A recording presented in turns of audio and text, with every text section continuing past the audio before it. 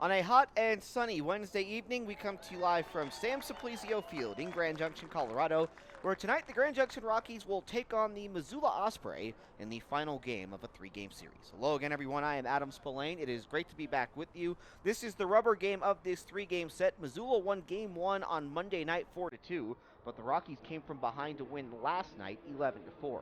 The bats were silent for the Rockies for much of the game, but they broke out with a four-run sixth inning. They got home runs from Hunter Stovall, which tied the game at 2, and then Nico Decolati hit a three-run shot later in the inning to give the Rockies the lead. They would bat around and score 6 runs in the 8th to make it 11-4, which was how the game ended. Jared Skolnicki earned the win. He was terrific out of the bullpen.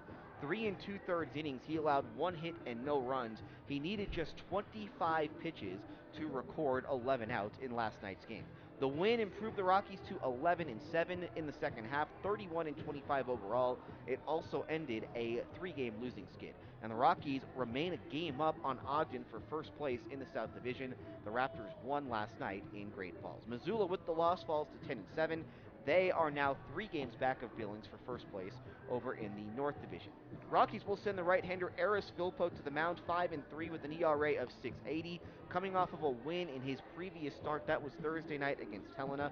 He'll be opposed by the right-hander Wilfried Cruz. Cruz is 5-1 with an ERA of 6.55. Let's take a look at the starting lineups for tonight's game. We'll start with the visiting Osprey. They are 10-7 in the second half, 29-26 overall. Their manager is Mike Benjamin. Alec Thomas will lead off. He plays center field. Blaze Alexander will bat second and play second base. Zach Almond will bat third. He'll do the catching. Batting in the cleanup spot is the league's home run leader, Zach Shannon. He'll play first base. He hit home run number 10 for them last night. Eddie Hernandez will bat fifth and play third base. Batting sixth is the shortstop, Brandon Layton.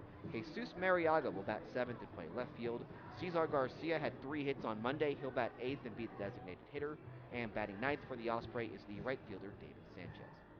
Now for the Grand Junction Rockies and manager Jake Opitz. Will Golson enters tonight's game with a 20-game on-base streak. He will lead off and play left field. Hunter Stovall bats second and plays second base. Coco Montez bats third. He's the designated hitter. Grant Levine, the league's leading hitter, will bat cleanup and play first base. Nico Decolati bats fifth and plays right field. Batting sixth is center fielder Daniel Montano. Javier Guevara does the catching and bats seventh. John Cresto will bat eighth and play third base. And batting ninth for the Rockies is the shortstop Christopher Navarro. The umpires for tonight's game, Rene Gallegos is behind home plate. Bobby Tassoni has the bases. We'll take a break, and when we come back, we will have the first pitch from Simplicio Field. It's Game 3 between the Rockies and Osprey, and it's coming up next on the Grand Junction Rockies Baseball Network. Number 19, Alex Thomas. If Alex should strike out, $2 Bud Light draft. For lefty, it's Bud Light beer guys. Ready to go on a Wednesday night from Simplicio Field, the rubber game of this 3-game series between the Rockies and Missoula Osprey. Eris Philpo on the mound for the Rockies. He will face Alec Thomas to start the game. The first pitch is a fastball that misses high for ball 1, and we are underway at 6:42. Thomas batting .356, 2 home runs and 8 runs batted in, as Eris Philpo on the mound for his 11th start. Here's the 1-0, and that misses low for ball 2. 2 balls and no strikes. Philpo 5-3 with an ERA of 6.80. In 45 innings, he's allowed 60 hits, 39 runs, 34 of them earned. He's walked 21 and struck out 27. It's the 2-0 to Thomas, and that fastball's in there for a strike, and it's 2-1.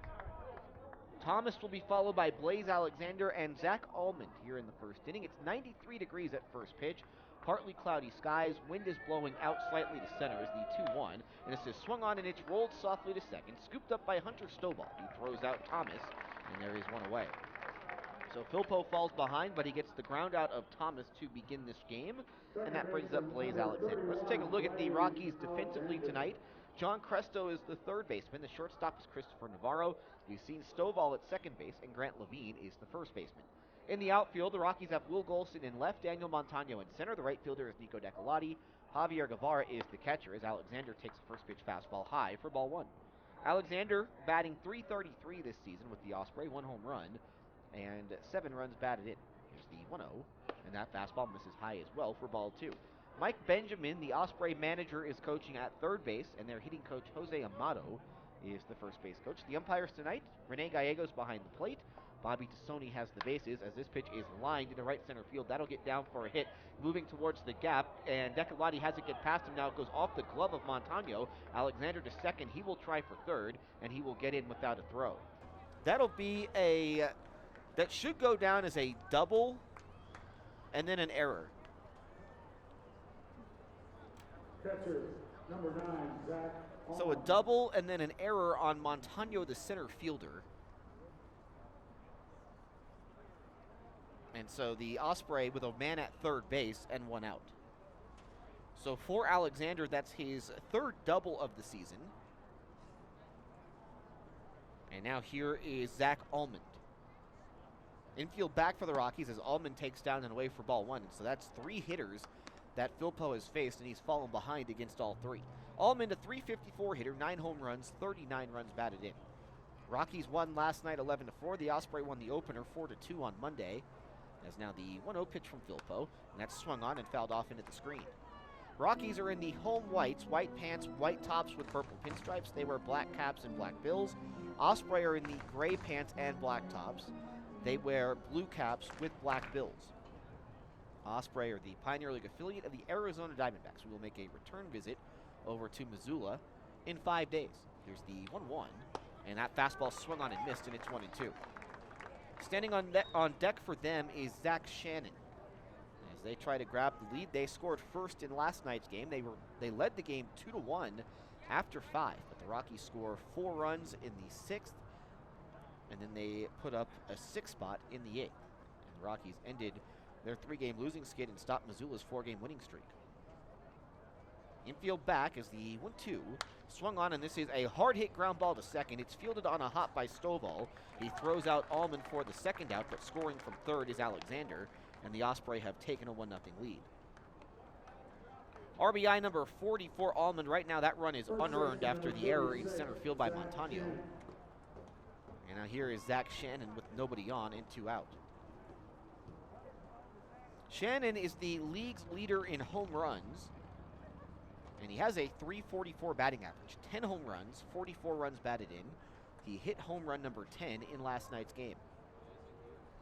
That came off of Onwedi Duarte in the 8th inning. It cut the Rockies' lead at the time to 1, as that is strike 1 on Shannon. Their lineup looks a little bit different tonight. Buddy Kennedy is not in there. He started the first 2 games of this series at third base, and he was also their number 3 hitter. Not in there tonight is the 0-1. And that fastball misses high for ball 1. 1 ball and 1 strike. So they jump in front for the second straight night. Rockies scored first in the game on Monday. Missoula won it. Osprey scored first last night. Rockies won. Here's the 1-1. And this is swung on, a ground ball towards deep short. It gets past a diving Navarro, and that's into left field. So Shannon with a 2-out single, and that keeps the inning alive for Eddie Hernandez, and that will make the run in this inning earned. So that's 2 hits allowed by Philpo. And Hernandez, who did not play last night, will come up. A .301 hitter, 3 home runs and 17 runs batted in. So Shannon on at first base. He'll be held on by Grant Levine. Osprey entered this game 3 games back of Billings for first place. Mustangs in action a little bit later. They host Idaho Falls in what is a big game for the Rockies as well. Here's the pitch, and Hernandez shows bunt, pulls it back, and that's ball 1. So again, another 1-0 count for Philpo. Philpo coming off of a start against Helena on Thursday where he got the win, and he's won his last 3 starts. He's gone 5 innings in all 3. The 1-0, and this is swung on, and that's hit hard down the right field line, but it is hooking foul. Philpo in the second half has made 3 starts. He's 3-0 with a .420 ERA. Of those 3 starts, 1 of them was excellent. That was the 5 shutout innings in Ogden on July 25th. Got hit a little bit the start after against the Raptors, but he still got the win. And then he gave up 3 runs, 2 earned in 5 innings against Helena. This is a ground ball up the middle right into the glove of Philpo. Tosses to Levine, and that ends the inning. The Osprey do take the lead. They score 1 run on 2 hits. There was 1 error, and 1 man was left on base. After a half inning, it's the Osprey 1 and the Rockies coming up to bat. This is the Grand Junction Rockies Baseball Network. We go to the bottom of the first. Rockies are trailing the Osprey 1-0. Golson, Stovall, and Montez due up against the right-hander Wilfrey Cruz, 6'2", 160 pounds, 20 years old, from Bani in the Dominican Republic.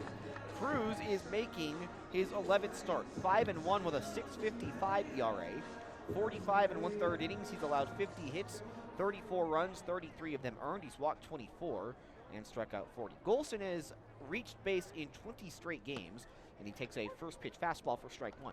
A .337 hitter, 2 home runs, 19 runs batted in. Jake Opitz, the Rockies manager, coaching at third base. Jay Matthews back with us. He's the first base coach. As the 0-1, Golson swings, and this is hit softly into center field, and that drops for a base hit. So Golson now with a 21-game on-base streak, as once again he leads off another inning by reaching base, and it brings up Hunter Stovall. Defensively for the Osprey tonight, the third baseman is Eddie Hernandez. The shortstop, Brandon Layton. Blaze Alexander plays second base, and the first baseman is Zach Shannon. In the outfield, Jesus Mariaga is in left, Alec Thomas center, David Sanchez in right, and the catcher is Zach Almond. Hunter Stovall batting .286, 6 home runs, 27 runs batted in. Stovall had 2 hits last night, including a home run, as Hernandez creeps in at third. And Stovall swings, and this is hit softly into left center field, and that will drop for a base hit. Golson will stop at second, so the Rockies with a couple of bloop singles to begin the first inning off of Cruz, and it brings up Coco Montez. Rockies are due for some bloop hits after all the hard hit balls that they had in the first game and a half of this series that found the glove of an Osprey defender. As Coco Montez will stand in. Montez had one of those. That came in the 5th inning Monday night. So did Stovall. So Stovall was due for one. And Montez batting .357, 7 home runs, 32 runs batted in. So Golson on at second. Stovall is on at first. As Cruz on the mound for Missoula tonight. Their starter, Edgar Martinez, pitched very well last night, as now Cruz asked for time. Martinez went 5 innings, allowed 5 hits and 1 run. And then when he left the game, the Rockies just jumped all over their bullpen. Rockies scored 10 runs, all earned, in 3 innings off the Missoula bullpen. Trying to carry that over into tonight's game as the pitch. And Montez takes a curveball low for ball 1. You hope that you can carry it over. And, of course, we saw the first couple of games of this homestand. Rockies scored 14 runs and then 14 runs and then 11 runs against Helena. They scored 7 runs in the game that they lost, but then Sunday and Monday they combined for 2 runs on 7 hits, and they only had 1 run through 5 innings last night, but then broke through.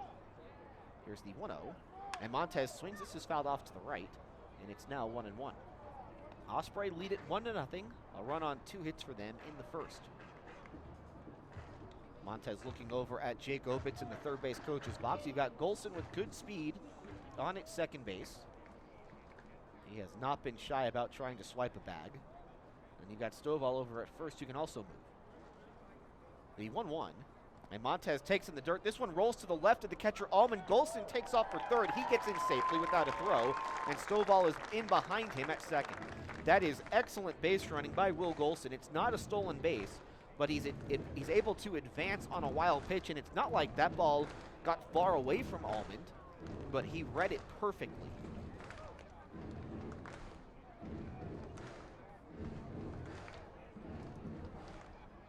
They will leave the infield back as Montez has a chance to tie this game without a base hit.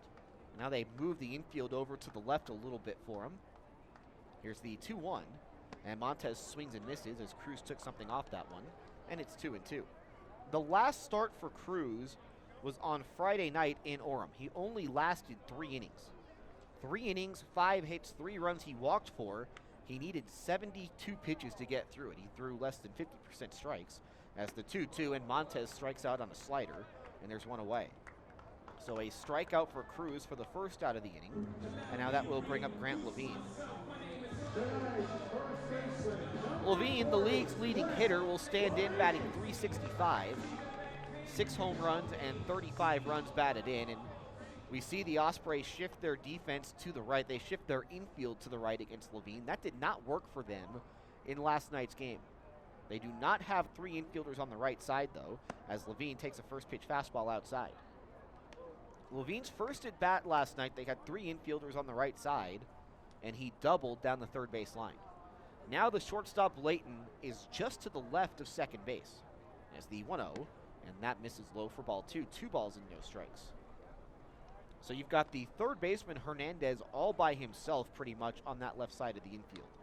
That has to be a lonely feeling for him. Surprised that he's not playing a little more back. He's a little bit behind the bag as the 2-0, and Levine takes outside for ball 3. And you've got first base open, so you figure they might be pitching around Levine here. The second baseman, Alexander, about 5 feet onto the outfield grass. Wind has died down. They play Levine to pull in the outfield as well, and that's bounced up there for ball 4. So Levine walks on 4 pitches, and the Rockies have the bases loaded for Nico Decolati. So Golson at third, Stovall's at second, Levine at first, and now Shane Lux, the Osprey pitching coach, is going to make his way out to the mound. So the Rockies were able to come up with some big innings in the game last night. They're trying to continue that right here. As when this meeting at the mound ends, Decolati will stand in batting .313, 8 home runs, 42 runs batted in. He hit a 3-run homer in the game last night, which broke a 2-2 tie.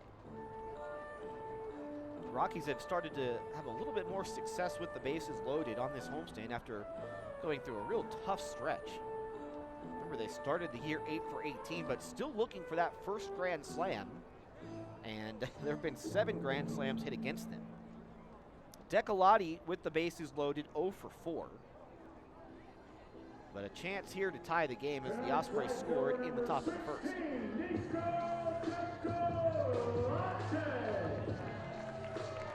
Right now, they have their infield playing Decolati the other way. So he's got a big hole on the left side, the pull side, which you don't see very often, and they give him all of left field. And Decolati's home run went the other way last night down the right field line. Bases loaded, 1 out, Rockies down 1-0 in the first. The pitch from Cruz, Decolati takes a big curveball, and that misses in for ball 1. Golson started the inning with a single. Stovall followed him with a single. Montez struck out. Then Levine walked. There was also a wild pitch mixed in there. It's now the 1-0. And Decolati swings and misses. Good sinking fastball. And it's 1-1. Rockies enter this game 1 game up on the Ogden Raptors for first place in the South Division. Idaho Falls 2.5 games out.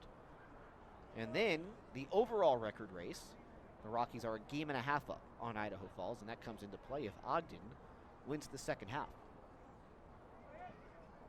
Here's the 1-1, and Decolati fouls that one off. It is now 1-2 on the Rockies right fielder. Bases loaded, 1 out. Rockies down a run early. A chance to jump on Wilfrey Cruz a little early in this game as they try to win a series and have a winning homestand. They have split the first 2 games against Missoula and the first 6 games of the homestand. Cruz ready, and now he will bring the 1-2 pitch. And Decolati swings, and this is hit in the air, deep into right field towards the line. Coming over into foul territory is Sanchez. He will make the catch right on the line for the second out. Now tagging and scoring from third is Golson. Levine is caught up in a rundown. They run him back towards first. He is tagged out, and that will end the inning. So the Rockies do get 1 on the play as Levine tried to tag up to go to second. That turned out to be a mistake, though the Rockies get 1. 1 run on 2 hits. 1 man was left on base. After 1, Rockies and Osprey are tied at 1. This is the Grand Junction Rockies Baseball Network. Second inning at Simplesio Field, Rockies and Osprey are tied at 1. Eris Philpo gave up a run on 2 hits in the first, and in the second inning, Philpo will face 6, 7, and 8. So Layton, Mariaga, and then Garcia. Philpo threw 17 pitches in the first inning. Rockies had bases loaded, 1 out. In their half of the first inning, they could only get the 1 run after Levine was caught up in a rundown. So here's Brandon Layton batting .294, 4 home runs, 27 runs batted in. Philpo had an issue falling behind in the first inning. Still only gave up the 1 run, and he falls behind here on Layton. That fastball missed in.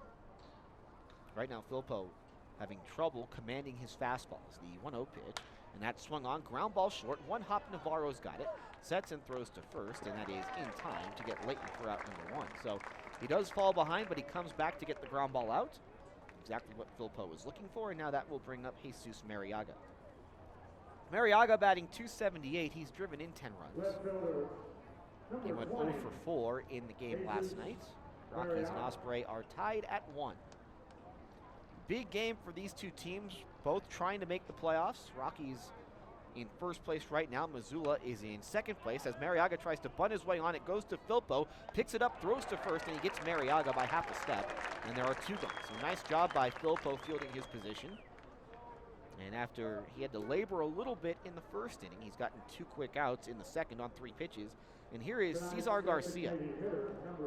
Garcia did not play in the game last night. He was excellent, though, on Monday. He had 3 hits, and he drove in half their 4 runs. As the pitch to Garcia, ground ball third, moving back. It's played on a hop by Cresto, throws to first, and that ends the inning. It's a 4-pitch, 1-2-3 second inning for Aris Filpo. After 1.5, it's the Rockies 1 and the Osprey 1. This is the Grand Junction Rockies Baseball Network. Bottom of the second, Rockies and Osprey are tied at 1. It will be 6, 7, and 8 to up for the Rockies against Wilfrey Cruz. Cruz gave up a run on 2 hits in the first inning. He threw 16 pitches, 9 for strikes. And here is Daniel Montano to start off the Rockies second. Montano batting .288 this season, 3 home runs, 20 runs batted in. Guevara and then Cresto will follow him. Right-handed pitcher, left-handed hitter, as Cruz will deliver the first pitch, and that fastball swung on and missed for strike 1. Cruz last year spent most of his time in the AZL. He made 14 appearances, 9 starts. He was 5-7 with a 4.95 ERA as Montano fouls that pitch off over the screen. It's 0-2. He did appear in 2 games for Missoula. Got a save in 1. Went 4 innings total. Allowed 2 hits and 2 runs as a big curveball misses low for ball 1. In 2016, he split his time between both Diamondbacks affiliates in the DSL. He'll turn 21 in October. Rockies and Osprey tied at 1, bottom of the second. Rubber game of this 3-game set is the 1-2. And that pitch is swung on, and that's lifted down the left field line, foul territory. Hernandez racing over towards the bullpen, but this one is out of play. 1 ball and 2 strikes still on Montano. Montano 3 for 6 in the series, 7 for 21 on the homestand. He will make the long journey up north to Helena after tonight's game. Some 764 miles to the state capital of Montana. Will be there Friday night to begin a 3-game series, a 7:05 first pitch on Friday. As the 1-2, Montano swings, and this is hit in the air to left. This will be playable for Mariaga, who comes in. He makes the catch, and there is 1 out. 7:05 first pitch on Friday night from Kendrick Legion Field. Our coverage on GJRockies.com begins at 6:45. No MILB TV for the 7-game road trip in Montana. So we will be back on MILB TV in 10 days from right now? As Guevara will stand in August the 25th against Idaho Falls, our next MILB TV broadcast. Guevara batting .325, 3 home runs, 25 runs batted in, and he takes in for ball 1. Rockies, of course, just split a 4-game series with Helena. And it'll be our final visit to Kendrick Legion Field. It's the 1-0. Guevara swings and misses another slider from Cruz, and it's now 1-1. The Helena Brewers are slated to move to Colorado Springs next season. We could always wind up going back there in the Pioneer League Championship Series if that happens. It's now the 1-1. Swung on, that's fouled straight back, though right now the odds are against Helena getting into the playoffs.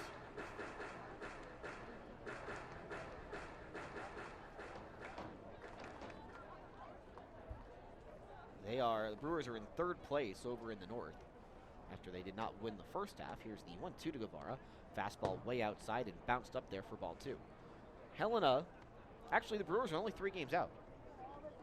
Helena's taken care of business. They've won 4 in a row. They won the last 2 here, and they won the first 2 in Orem. So they are back in action against the Owls tonight. As the 2-2, Guevara strikes out on another slider, and there are 2 away. Strikeout number 2 for Cruz. That slider has been sharp for him early on in this game. Tonight's 3rd baseman, number 27, John. So here's John Cresto. This is Cresto's first appearance of this series. Batting .275, 2 home runs, 10 runs batted in. Cresto is slated to play 7 innings tonight as he continues his return from that strained hamstring that he suffered right at the end of the first half. There's the pitch from Cruz, and that fastball swung on and fouled off into the screen. Rockies and Osprey tied at 1. We are in the bottom of the second. Here's the 0-1 pitch, and a curveball. That's a strike, and it's 0-2. So we've seen fastball, curveball, slider so far from Wilfrey Cruz. And now the 0-2, and a curveball. This time it misses in, and that's ball 1. 1 ball and 2 strikes. Cruz has not thrown more than 5 1/3 in the start this season. The 1-2 pitch, curveball, and Cresto able to lay off of it for ball 2. He went 5 1/3 July 30th in Helena, but he gave up 7 runs on 10 hits that game. And he's had an issue with the long ball. He's given up 11. Their starter last night, Edgar Martinez, had allowed 10, but the Rockies did not take him deep. They took the bullpen deep a couple of times. Decalotti and Stovall in the 6th. Here's the 2-2, and Cresto strikes out. That looked like a changeup, and that ends the inning. It's a 1-2-3 second inning for Wilfrey Cruz. He has struck out 3 in this game. We have played 2 at Simplesio Field. It's the Rockies 1 and the Osprey 1. This is the Grand Junction Rockies Baseball Network. We move to the third. Rockies and Osprey are tied at 1. Aris Filpo had a little bit of trouble in the first, but he got through the second on just 4 pitches. So he'll face 9-1 and 2 here in the third. Here's David Sanchez, who takes a first pitch fastball high for ball 1. Sanchez batting .271, a home run, 21 runs batted in. He has a hit in each game of this series as the next pitch, and Sanchez takes it high again for ball 2. Filpo in the first inning had issues falling behind in the count. He gave up a run on 2 hits in that frame as the 2-0. Sanchez swings at a fastball, and that's fouled off to the right. This is start number 11 for Filpo. His first start was his best of the year. That was June 16th against Orem. 7 innings, allowed 4 hits and 1 run, as that misses high for ball 3. 3 balls and a strike. Filpo then went through a rough stretch where he could not get through 4 innings. That was a 3-start stretch at the beginning of July, as that pitch is fouled off and now the count is full.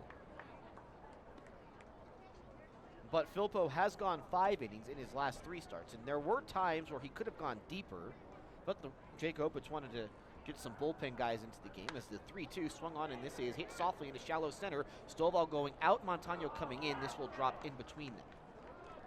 So a bloop single for Sanchez. Rockies had a couple of those in the first, which helped them score a run. So the 9-hitter reaches, and now here's their leadoff man, Alec Thomas. Thomas is 0 for 1 in this game. He's 0 for 8 in the series. So he comes up with a man on and nobody out. That's the first time in this game that the leadoff man has reached for them. Third baseman Cresto is playing in on the grass to guard against the bunt. Thomas does not show bunt, and he takes ball 1. Thomas was the 63rd player taken in this year's draft. Played in 28 games in the AZL. This is game number 11 for him with Missoula.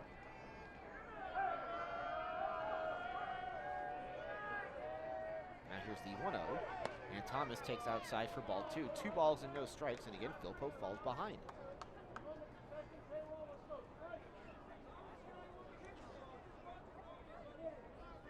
Cresto moves back a couple of steps at third. He's now just a little in front of the bag as they hold Sanchez on at first. The 2-0 to Thomas. He swings, ground ball short, could be 2. Navarro to Stovall for 1. Gotta hurry as the relay is in time for the double play. They're 2 gone. So a 6-4-3 double play that erases the leadoff single. Thomas is not an easy guy to double up, but he hit the ball relatively hard, and you had the quick turn from Navarro for that to start that double play, and a good relay there from Stovall. And so here is Blaze Alexander with nobody on and 2 out. When Filpo keeps the ball on the ground like this, he is very effective. All 3 outs for Filpo came on the ground in the first. Same thing in the second. And then the double play in the third, as this is swung on, and that's lined into the left center field gap. That'll get down for a hit. Montano over to cut it off. and Alexander will be held to a single, though the throw from Montano Wild went over the head of Stovall, but Philpo there to back it up. So a single for Alexander, and every time that Philpo has been elevated, he's gotten hit. And so that keeps the inning alive for the dangerous Zach Almond. Almond 0 for 1. He grounded out his first time up. That brought in a run. As Alexander is now 2 for 2. He was 1 for 10 in this series coming into tonight's game. Levine holds Alexander on as the pitch, and that breaking ball's in there for strike one. Rockies and Osprey are tied at 1 in the third. The rubber game of this three-game series. Missoula won game 1 on Monday. Rockies won the game last night. Here's the 0-1, and that's fouled straight back, and it's 0-2. Almond was one of their Pioneer League All-Stars. And he took part in the home run derby on last Tuesday night.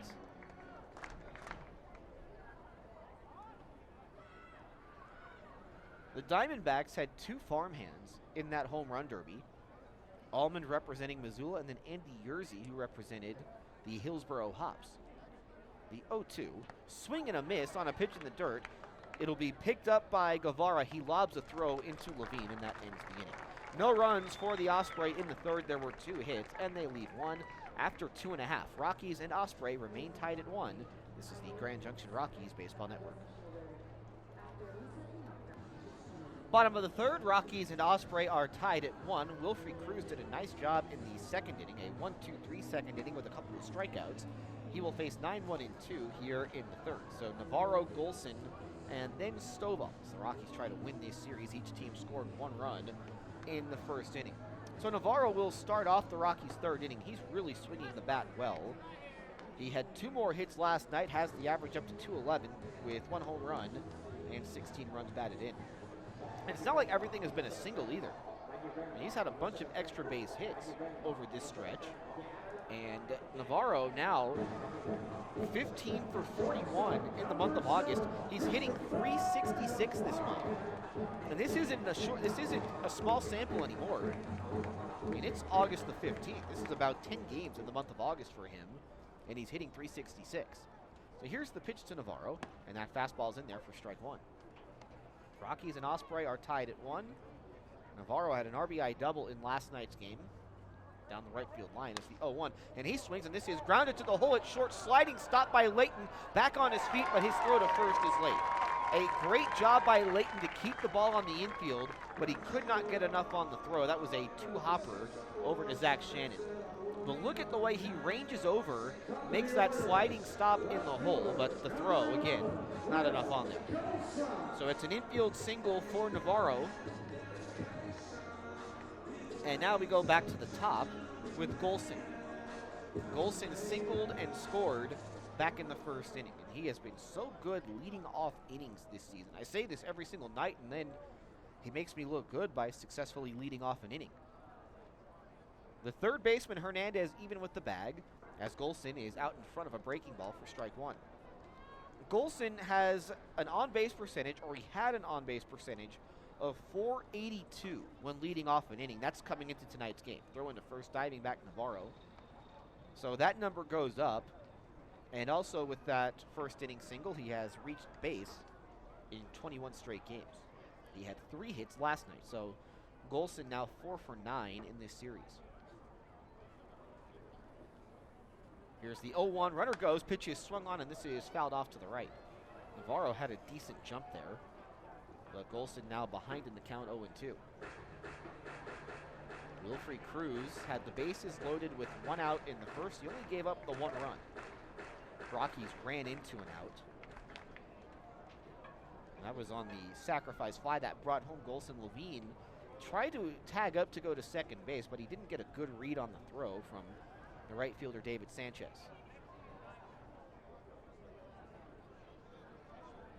Cruz set, here's the 0-2, and Golson strikes out, and there is 1 away.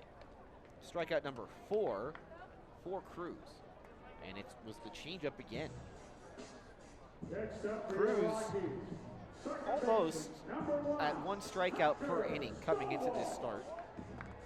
The most strikeouts that he has in a game this season is 9, and he did that July 1st in Billings. He won his first 4 starts. He began the year 4-0. He had a 4.05 ERA, but the numbers have gone down. Here is Hunter Stovall, who is 1 for 1. He had 2 hits last night, including a home run. Shows bunt, pulls it back, and that's strike 1. So Cruz started the year 4-0 in his first 4 starts. He is 1-1 in his last 6 starts. And the ERA has gone from 4.05 to 6.55 coming into tonight. Rockies have been out hit 4-3, both teams with 1 run. Rockies have the game's only error.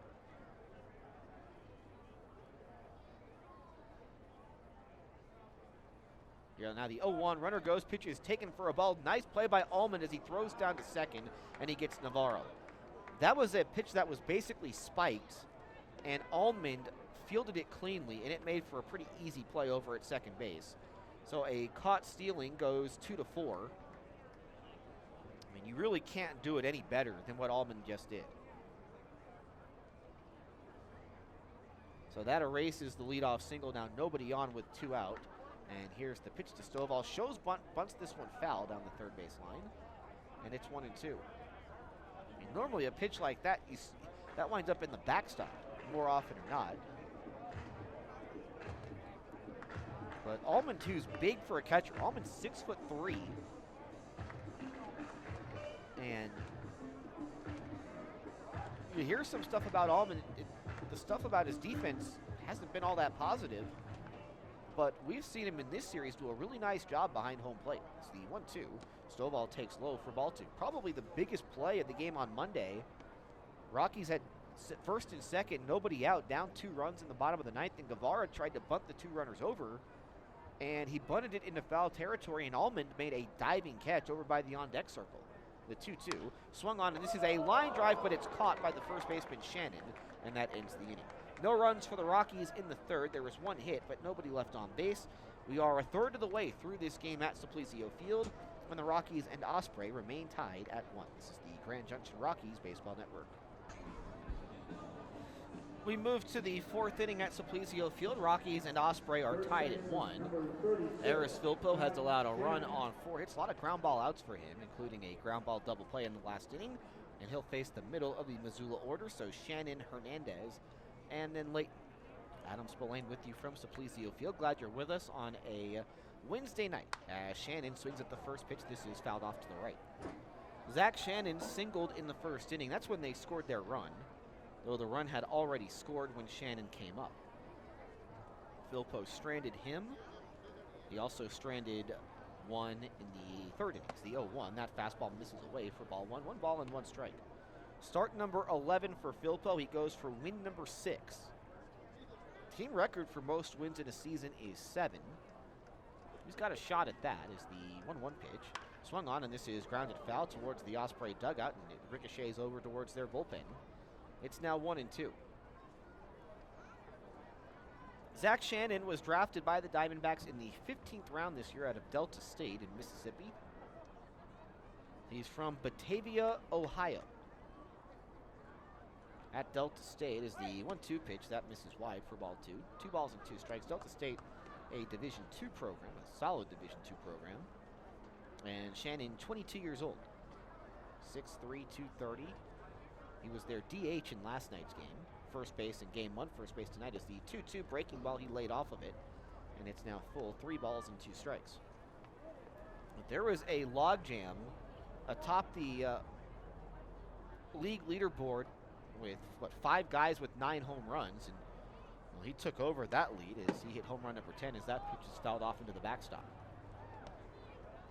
Shannon leads the league with 10 home runs. Reese Berberet has 9. David Fry with 9. Zach Allman with 9. Corey Zangari, who has been out of the league for about a month, has hit 9 home runs as well. It tells you how much power Zangari hit for the first half. The 3-2 and a breaking ball, and that one misses inside.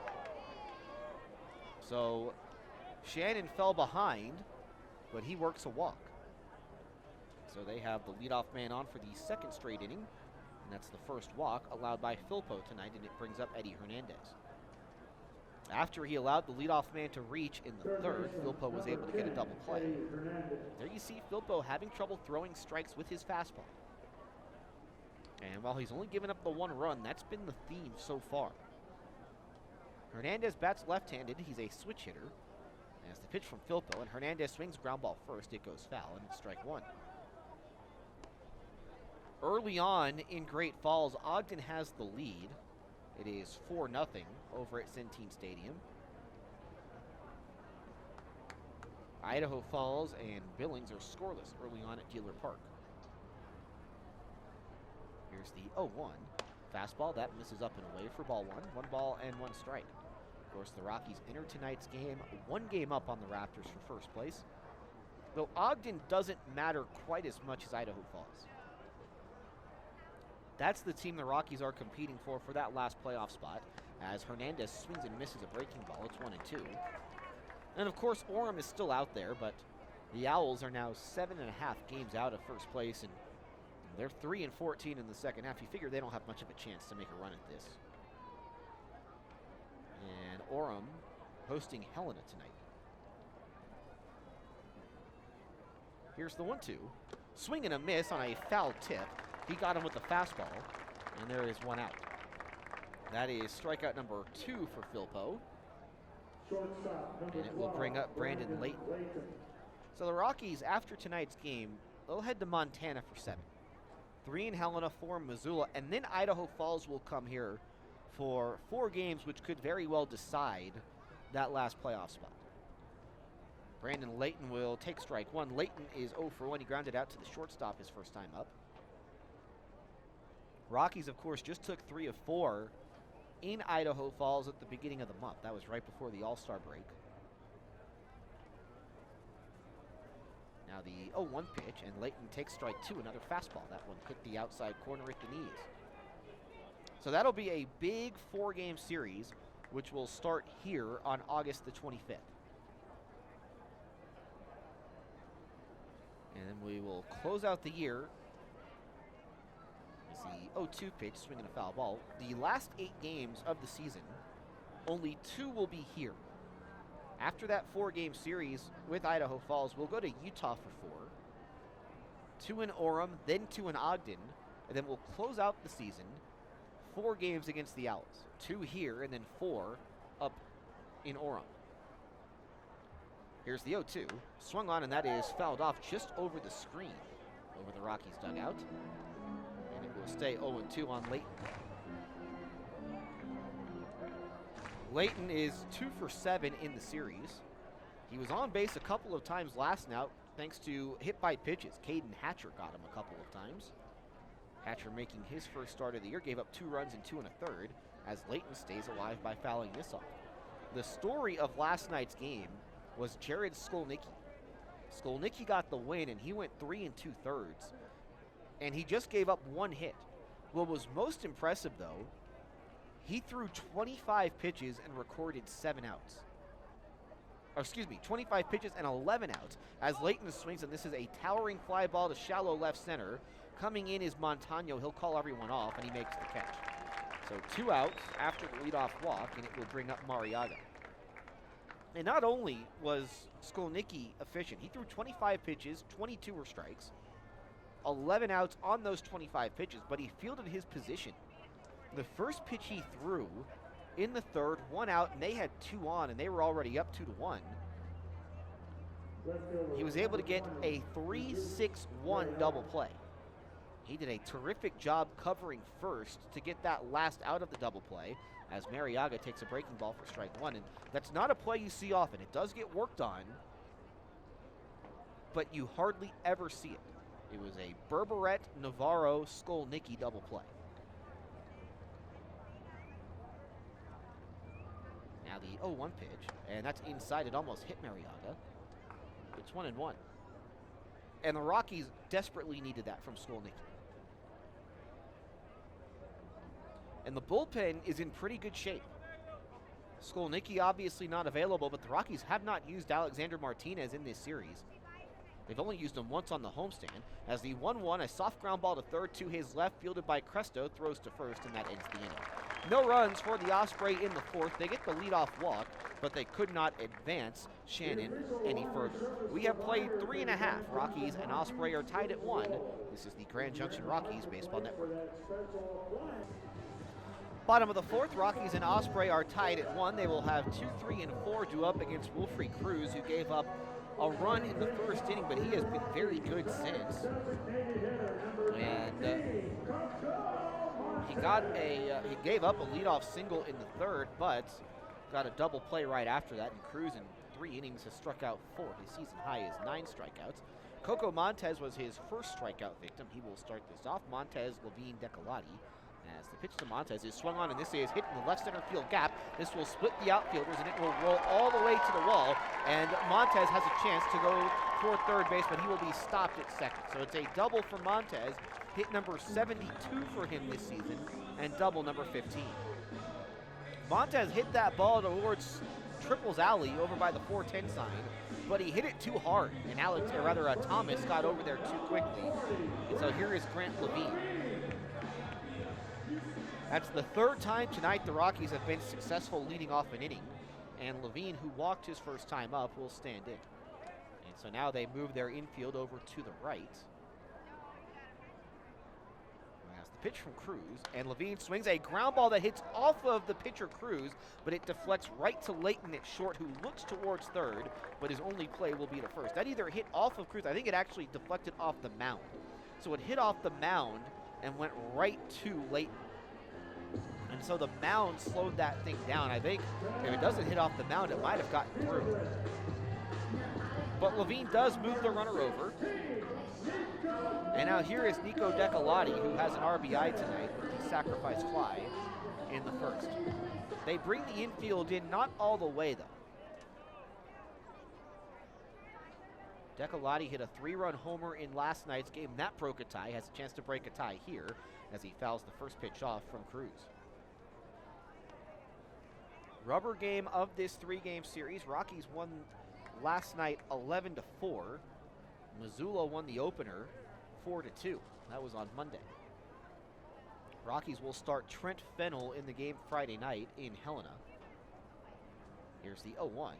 And Decolati able to lay off this pitch in the dirt, and a good block by Almond. Again, he's been good defensively. He's big for a catcher, 6'3". And obviously the sample size is small. I mean, he caught the game on Monday. He played first base for them yesterday, but he's made some plays in this series. The 1-1, and Decolati fouls that one off. Another breaking ball, and it's 1-2. So Decolati leads the team with 43 runs batted in. He's got a chance for 44. He doesn't even need a base hit to get it. Well, they do have the infield in, so he'll need to get something out of the infield. Right-handed hitter, right-handed pitcher. Montano due up next. The 1-2.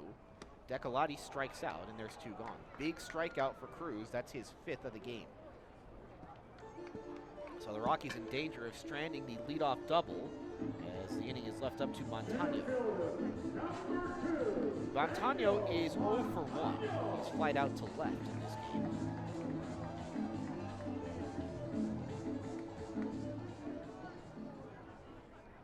So the infield moves back for them. Here's the pitch to Montano, and he swings, and this is lined down the left field line. It is slicing, that just drops foul.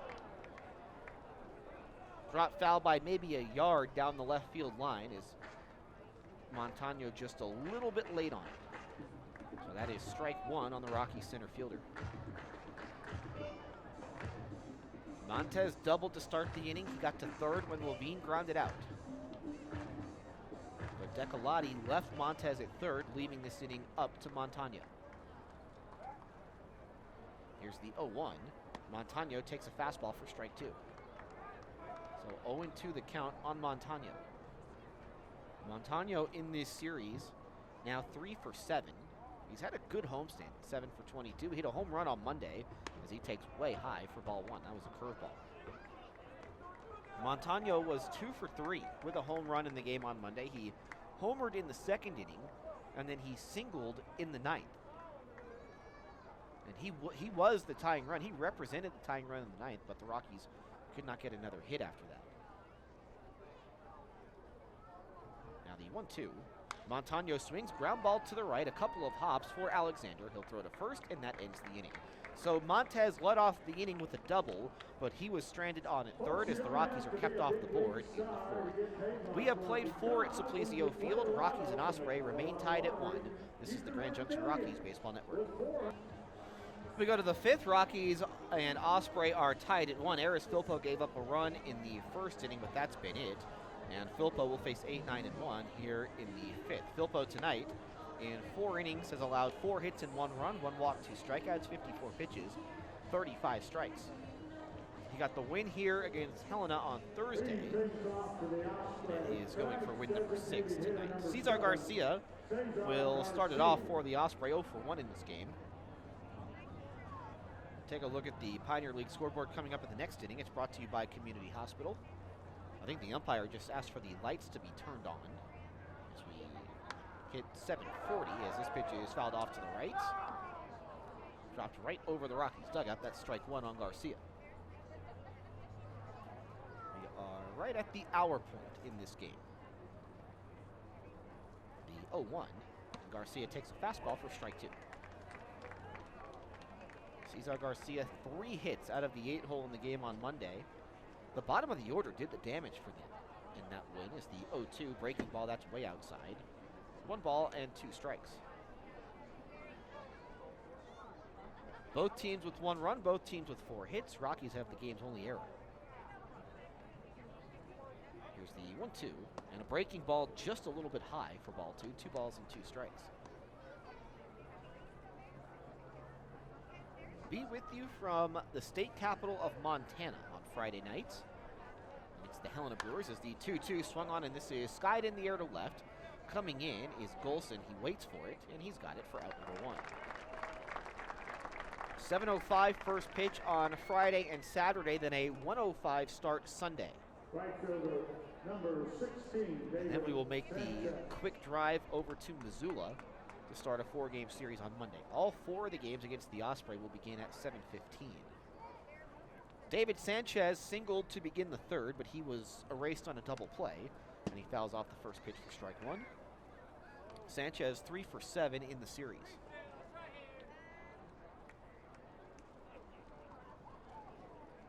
Now the 0-1, and a fastball swung on, ground ball second. It's backhanded by Stovall. He'll throw from the grass behind second base, and he gets Sanchez for the second out. It's a nice play by Hunter Stovall, not easy. It's hard enough to field a ball on the backhand, but when it's hit hard like that, it makes it even tougher. Stovall made that one look easy, and we go back to the top with Alec Thomas. Thomas is 0 for 2. He has hit the ball on the ground both times. A ground out to second started the game, and he's also grounded into a double play. But this is the Filpo, this is the good Filpo, when he's getting a ton of ground balls as the pitch is swung on, and that's fouled straight back. And while he's fallen behind quite a bit in this game, he's still throwing a lot of strikes. 61 pitches, 40 strikes. Now it's 62 pitches, 41 strikes after that last one. And now here is the 0-1, and Thomas grounds this one foul, and it's 0-2. When we had Doug Litton on the pregame show before last night's game, he's the Rockies minor league pitching coordinator.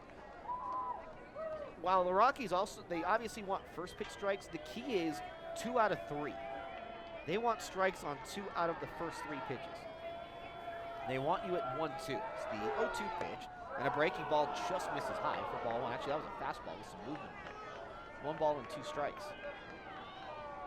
So really the biggest pitch is the 1-1 pitch. That's kind of the swing pitch in an at-bat. Here's the 1-2, and this is swung on a hard hit ground ball, and it gets past Cresto, and that's into left field. Looked like it went right in between Cresto's legs. Ball was hit hard, but that's still a play that he probably should make, and we'll see how that one gets ruled. So the inning is kept alive for Blaze Alexander, and that is ruled an error.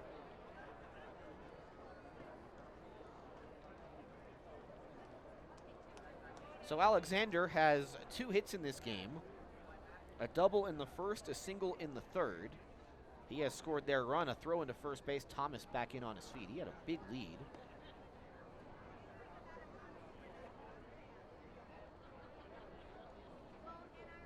That 1-1 pitch, that's the big one. Big difference between 2-1 and 1-2. Runner goes, pitch is swung on, and that's fouled straight back. This is not a Missoula team that runs a lot. They have 45 stolen bases this season. They have 1 steal in this series. The 45 steals are 3rd fewest in the league. They don't run, again, the steal numbers are low, but they don't run that often. They only have 55 attempts, is the 0-1 pitch. Breaking ball, he went around on it, and it's 0-2. So they pick and choose their spots, but when they go, they're usually successful. And the teams that have fewer stolen bases than they do, well, Great Falls has only attempted 45 steals. Orem has attempted 70 steals, and yet they have fewer attempts than the Ospreys. The 0-2, and that breaking ball misses high for ball 1. This game is tied at 1. We're in the 5th. A 2-out error on John Cresto has kept this inning alive. Philpo trying to keep them off the board and keep this a 1-1 game. Throw into first base, and Thomas back in safely. Rockies trying to remain in first place at the halfway point of the second half. They are 1 game up on Ogden, 2.5 up on Idaho Falls. Philpo set. Here's the 1-2 to Alexander. Breaking ball swung on and missed. It was dropped by Guevara, but he applies the tag, and that ends the inning. No runs for the Osprey in the 5th. There were no hits. There was 1 error, and 1 man was left on base. After 4.5, it's the Rockies 1 and the Osprey 1. This is the Grand Junction Rockies Baseball Network. We go to the bottom of the 5th. Rockies and Osprey are tied at 1. Rockies will have the bottom of the order due up against Wilfred Cruz, who has really pitched well in this game. Cruz in 4 innings has allowed 1 run on 4 hits. He has struck out 5 and walked 1. 50 pitches and 35 are for strikes. So Guevara, Cresto, and then Navarro due up for the Rockies in the 5th. Both bullpens are quiet, so it looks like Philpo will get to go back out for the 6th inning. And frankly, he deserves it. Guevara struck out his first time up as the pitch from Cruz, and that fastball misses up and in for ball 1. Cruz has had good stuff, and he's thrown a lot of strikes in this game. Now the 1-0, and that looked like a slider that hit the inside corner for strike 1. 1 ball and 1 strike.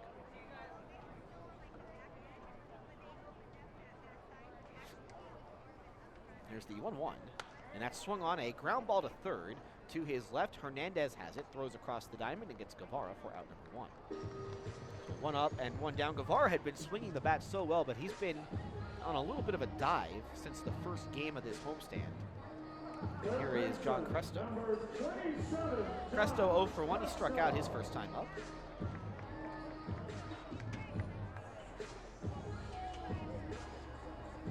Cresto likely will go 7 innings in this game as he makes his return from that strained hamstring, as Cresto takes inside a curveball for ball 1.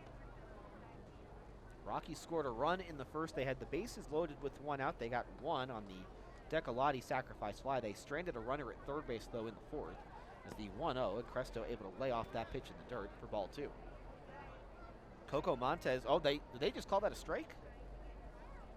No, I think he just threw a ball towards the dugout. Yeah. No, did he just flash 1-1? He did flash 1-1. So they say that Cresto went around on that. Wow. Here's the 1-1. And that's bounced up there for ball 2. So Montez started the 4th inning with a double. Levine on a ground out got him to third, but then Decolati struck out. That was the big at bat of that 4th inning. And then Montano grounded out to end the frame. So 2 balls and a strike to Cresto as the pitch from Cruz and a breaking ball swung on and missed for strike 2. Final game of this 7-game homestand. Rockies will only play 6 home games the rest of the regular season after tonight. 4 against Idaho Falls, 2 against Orem. There's the 2-2 pitch, and that's swung on and grounded foul towards the Osprey dugout. So 19 games left in the regular season after tonight. 6 at home, 13 on the road. 4 games in Missoula, 3 in Helena.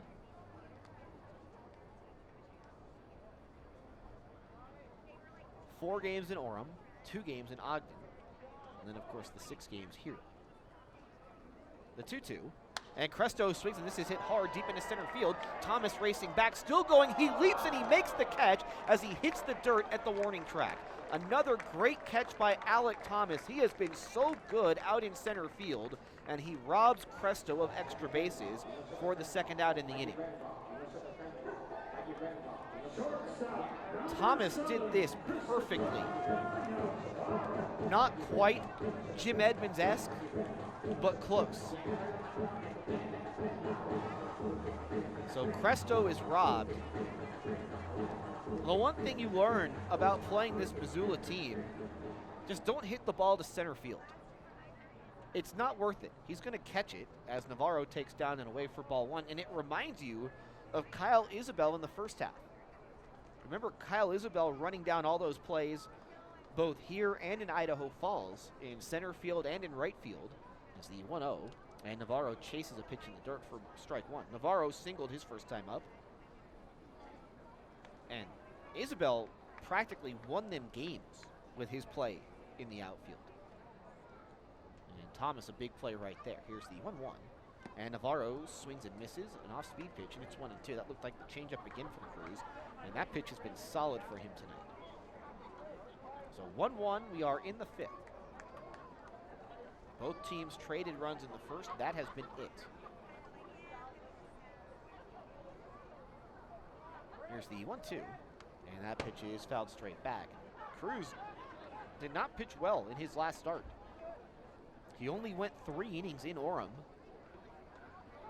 allowed 5 hits and 3 runs he walked for. He threw 70 pitches, only 35 strikes as the 1-2. Swung on, and this is a slow roller that gets past the mound. Charging is late and throws on the move, and he gets Navarro by a step, and that ends the inning. It's a 1-2-3 5th inning from Wilfrey Cruz. He has allowed 1 run in 5 innings. We will head to the 6th at Simplicio Field. Rockies and Osprey are tied at 1. This is the Grand Junction Rockies Baseball Network. 6th inning at Simplicio Field. Rockies and Osprey are tied at 1. Eris Filpo gave up a run in the first, but he's put up 4 zeros after that. But this is a tough spot for him with 3, 4, and 5 due up in the 6th. Almond, Shannon, and then Hernandez. Filpo has allowed a run on 4 hits tonight. He has walked 1 and struck out 3. He's thrown 69 pitches, 46 for strikes. So here is Zach Allman to start off the 6th inning for them. He is 0 for 2. An RBI ground out in the first. He struck out to end the 3rd. Filpo has faced the minimum once. That was back in the 2nd inning when he got through that one on 4 pitches. As Shannon swings at the first pitch, and this is lined towards center field. Charging in is Montano, but this drops in front of him. So a leadoff single for Almond, his first hit of the game, his 4th hit of the series, and that's their 5th hit of the night. And so the leadoff man aboard for Zach Shannon.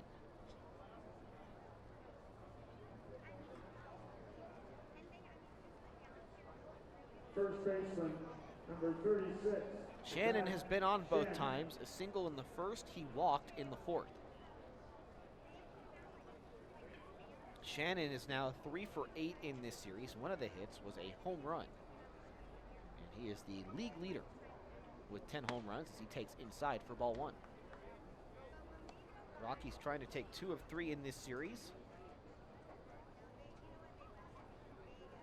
They started this homestand with 2 wins, but then lost 3 in a row. They came back to win last night. So they have split the first 6. Rockies have been a good home team, especially since the start of July, as that pitch it breaks his bat and it's grounded foul towards the bullpen, and it is 1-1. Rockies at Simplicio Field this season are 18-13, and remember, they went through a slide at home. They started 4-4 on that season opening homestand, but they won 4 of the first 5. They lost the last 3 of that homestand, and then lost 3 in a row the next homestand. So they had lost 6 in a row at one point here, and they were 4-7. So they are what? 14-6 since that point. And they won 14 of 20 in this ballpark. They won 1. And Shannon takes high for ball 2. And of course, the pinnacle of that was the 6-game winning streak when they played Billings and Great Falls at the end of the first half. So they actually have not won a series here in the second half. They lost 2 of 3 against Ogden. They split the 4-game series with Helena. They split the first 2 against Missoula. Throwing to first base, backing on his feet is Almond. Rockies have played 2 series on the road in the second half, and they've won both. They took 2 of 3 from the Raptors at Lindquist Field and 3 of 4 from the Chuckers at Melaleuca Field. The 2-1, and Shannon takes down and in for ball 3. 3 balls and 1 strike on Zach Shannon.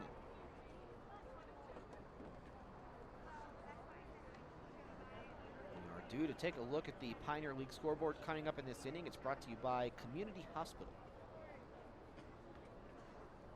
See what's going on in the big leagues a little bit later. The 3-1, and Shannon swings, and this is hit hard into center field, but right at Montano, who goes back a few steps to his right. He makes the catch. There is 1 out. Well, that ball was well struck, but he hit it to the wrong spot. So 1 gone, and it brings up Eddie Hernandez. Reagan Todd has started to get loose in the Rockies bullpen. Hernandez is 0 for 2. He grounded out on a comebacker in the first, and then he struck out in the fourth. One of 3 strikeouts for Philpo in this game.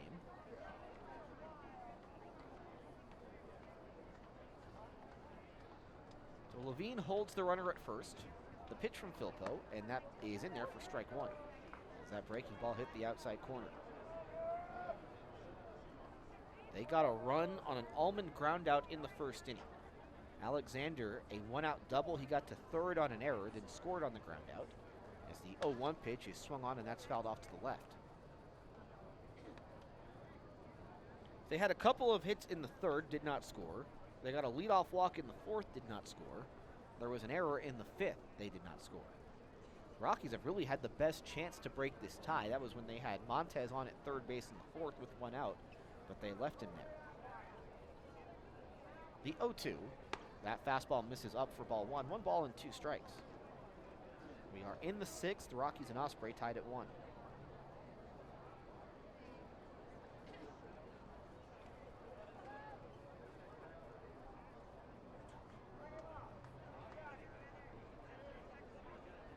The 1-2 and a breaking ball that misses in. It looked like Guevara wanted that away, and Philpo just missed badly with it. Fortunately, he didn't hit Hernandez with 2 strikes. So it's a 2-ball, 2-strike count on Eddie Hernandez with Brandon Layton waiting on deck. Runner at first with 1 out. The next pitch, and this is swung on and fouled off to the left. This is very similar to last night's game. You see a score, and you see the final, it said 11-4. That did not indicate what the game was like for much of the night. Much of the night it was tight, and then the Rockies just blew it open in the 8th. And it was a pitcher's duel for much of the night until the 8th inning. Here's the 2-2, and that fastball swung on, and it's fouled off to the left. Cresto will come over, but this is out of play. So still 2-2 on Hernandez. Hernandez 1 for 6 in the series. He started for them at second base on Monday night. He is their third baseman tonight, as Buddy Kennedy was given the night off.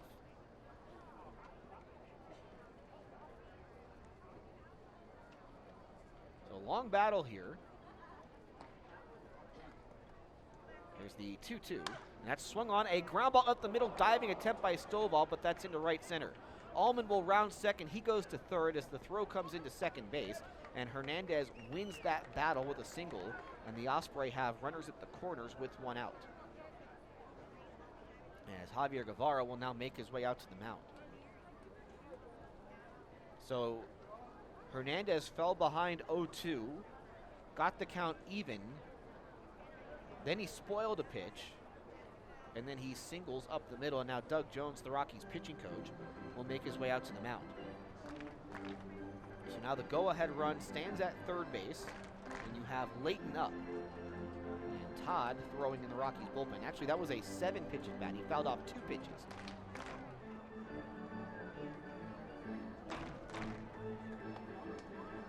So as Doug Jones talks with the infield and the battery, the home plate umpire, Rene Gallegos brushes off the plate. They have had a man at third base with 1 out once in this game. That was back in the first inning, and they were able to successfully score the run. Rockies missed out on their chance with a man at third base and 1 out. A double play, though, can get Philpo out of this inning. Leighton is 0 for 2. He's grounded out to short and flied out to center. So you've got Hernandez on at first base being held on by Levine. We are tied at 1 in the 6th. Here's the pitch, and that swung on, grounded to third, could be 2. Cresto goes to second for 1. The throw is wide. No chance for Stovall to make the relay. Scoring on the play is Almond, and it's now 2-1 Osprey. Cresto's throw to second was not real good, and then a good slide by Hernandez. And now Jake Opitz is going to come out, and I think he wants to have a word with the field umpire Bobby Tassoni, and I think he wants interference to be called on Hernandez. That Hernandez did a little too much to try and break up that double play. And let's see if we can see a replay of it. Now, obviously, the runner coming into second base is given some latitude on that, but you can't do too much on the takeout slide. And let's take a look. All right, so here's Cresto. We're not going to be able to see it on that one. And Jake Opitz will make his way back to the Rockies dugouts, and no change on the call. So it's an RBI for Leighton. That gives him 28 on the season. So the leadoff single turns into a run. And Leighton is now the runner at first base. So here's Mariaga, who is 0 for 2. The pitch from Philpo, swung on and missed. A pitch that gets behind Guevara, but the runner does not try to advance. So they have taken the lead. The last time they scored a run, the Rockies got it right back. So let's see if that can happen again, but Philpo's got to keep this a 1-run game.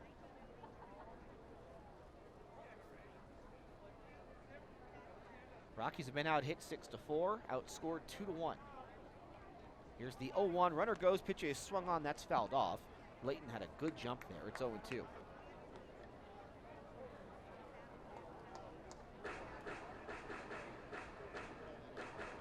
So they have had a man at third base with 1 out twice in this game, and they have been able to score that run both times. That's really the difference tonight. The Rockies missed on one of their 2 chances. It's the 0-2, and it's a breaking ball that just misses. Guevara froze the glove and did not get the call from Rene Gallegos. Rene Gallegos doesn't like to give you that called third strike on the curveball. Notice that in the game on Monday night. He had one with Jake Bird that was about as good a curveball as you can get. It's the 1-2, that misses. Runner took off for second base, and Guevara throws from his knees, and he throws out Leighton, and that ends the inning. A great throw from Javier Guevara as a caught stealing ends the Osprey 6th inning. But they take the lead as they score 1 run on 2 hits. Nobody was left on base. We will head to the bottom of the 6th. Rockies are trailing the Osprey 2-1. This is the Grand Junction Rockies Baseball Network.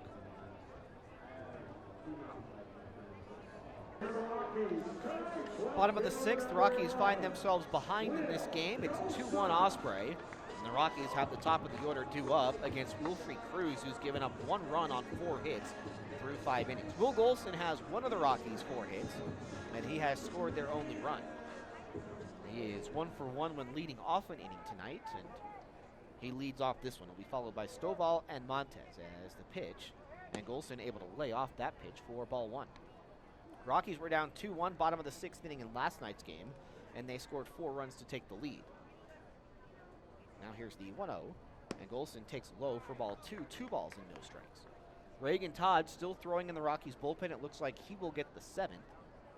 Eris Philpo gives the Rockies 6 innings tonight as the 2-0 pitch, and Golson takes down and away for ball 3. So they just scored a run to take the lead, and the Rockies trying to get the leadoff man on. to tie it, maybe even take their first lead of the game. As the 3-0. Golson taking, and that's a strike. Rockies scored their run in the first inning. They had the bases loaded with one out. A Decolati sac fly brought home the run.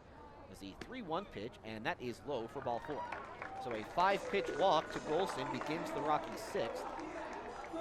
And it will bring up Hunter Stovall. We'll take a look at the Pioneer League standings and scoreboard, brought to you by Community Hospital.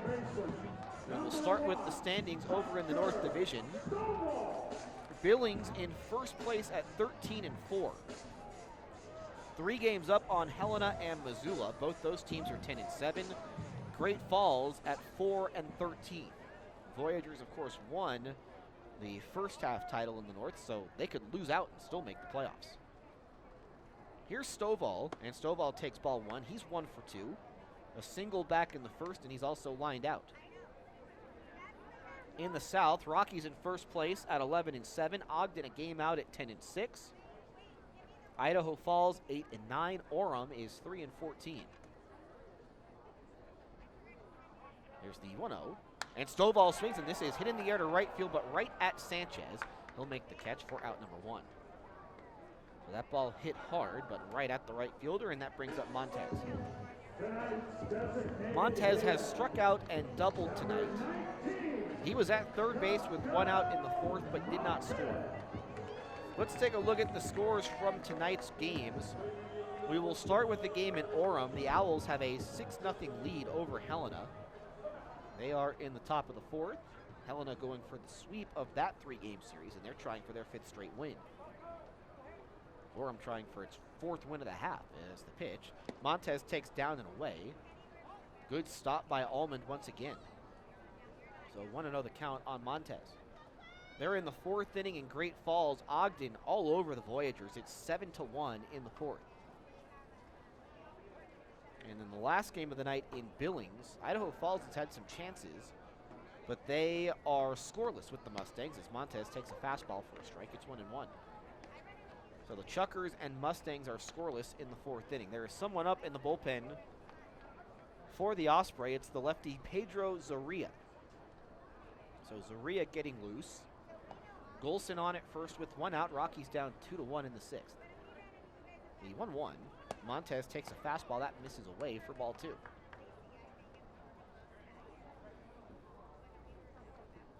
Golson started this inning with a 5-pitch walk. Stovall flied out to right. Rockies have been out hit 6-4. Throw into first, and Golson dives back. You want to get into this Osprey bullpen, it feels like. Rockies scored 10 runs in 3 innings against the Missoula bullpen in last night's win. Their starter, Edgar Martinez, lasted 5. He did not give up a home run as another throw over, and again, Golson dives back. Martinez and Cruz have allowed the most home runs in the Pioneer League this season. But between them, they have thrown 10 1/3 innings in this series and not given up 1. Against a team that does hit a lot of homers. Now Cruz steps off as a ball got away from the Missoula bullpen. Rockies enter this game with 59 home runs, which is 2nd most in the league. So you figure they've hit the 2nd most home runs in the league in a home run hitter's park against the 2 pitchers that have allowed the most home runs. You figure that they would get at least 1. They have not so far. Here's the 2-1, and this is a ground ball foul down the 3rd base line towards the Osprey bullpen. 2 balls and 2 strikes to Montez. Montez 1 for 2 in this game, so he's 3 for 10 in the series. He now has 72 hits this season. 26 away from Jose Gomez, who had 98 hits here 2 years ago, 2nd most in team history. Feels like David Dahl's team record of 106 probably safe unless Montez goes on some type of a first half terror.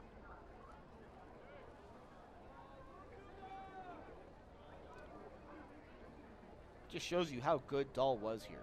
Had 106 hits in 67 games. The 2-2.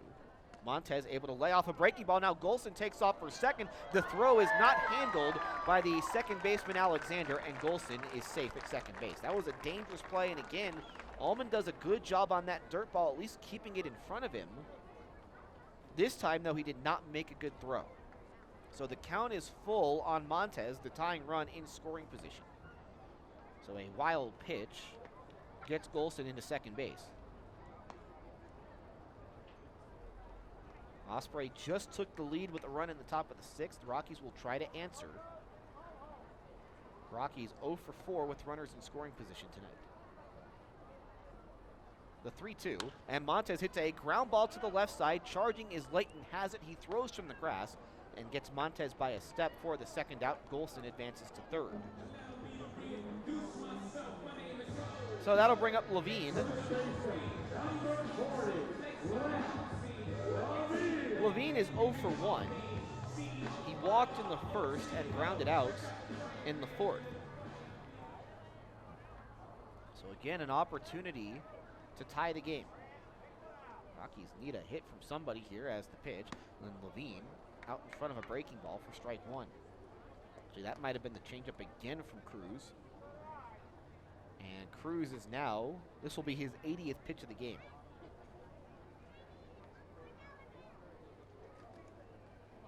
The 0-1, and that's bounced up there. Good job again by Allman. That saves a run. That's 3 basically spiked pitches that Allman was able to keep in front of him. And with Golson on at third base, if that gets past him, Golson scores. Golson was able to scamper back to third, though Hernandez did not come over to try and take the throw.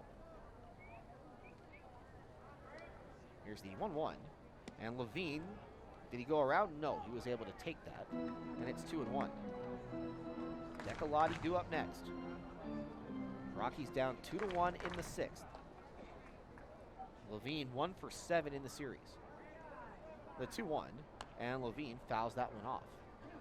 The hit for Levine was the double early in last night's game. That was a second inning double for him.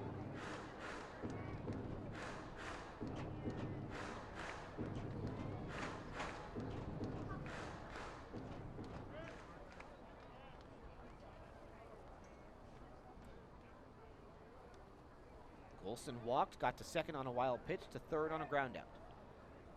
Here's the 2-2, and Levine takes in the dirt for ball 3. 3 balls and 2 strikes. And with first base open, you don't have to give in to Levine.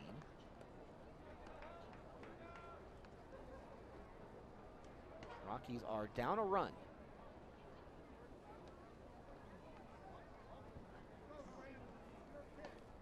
Winds are calm tonight. Today, much cooler than it had been really the entire week. The 3-2. And Levine hits a ground ball up the middle behind second base. Layton has it. His throw to first beats Levine by a step, and that ends the inning. No runs for the Rockies in the sixth. There were no hits and 1 man left on. Rockies now 0 for 6 with runners in scoring position tonight. 2/3 of the way through this game at Simplesio Field. It's the Osprey 2 and the Rockies 1. This is the Grand Junction Rockies Baseball Network.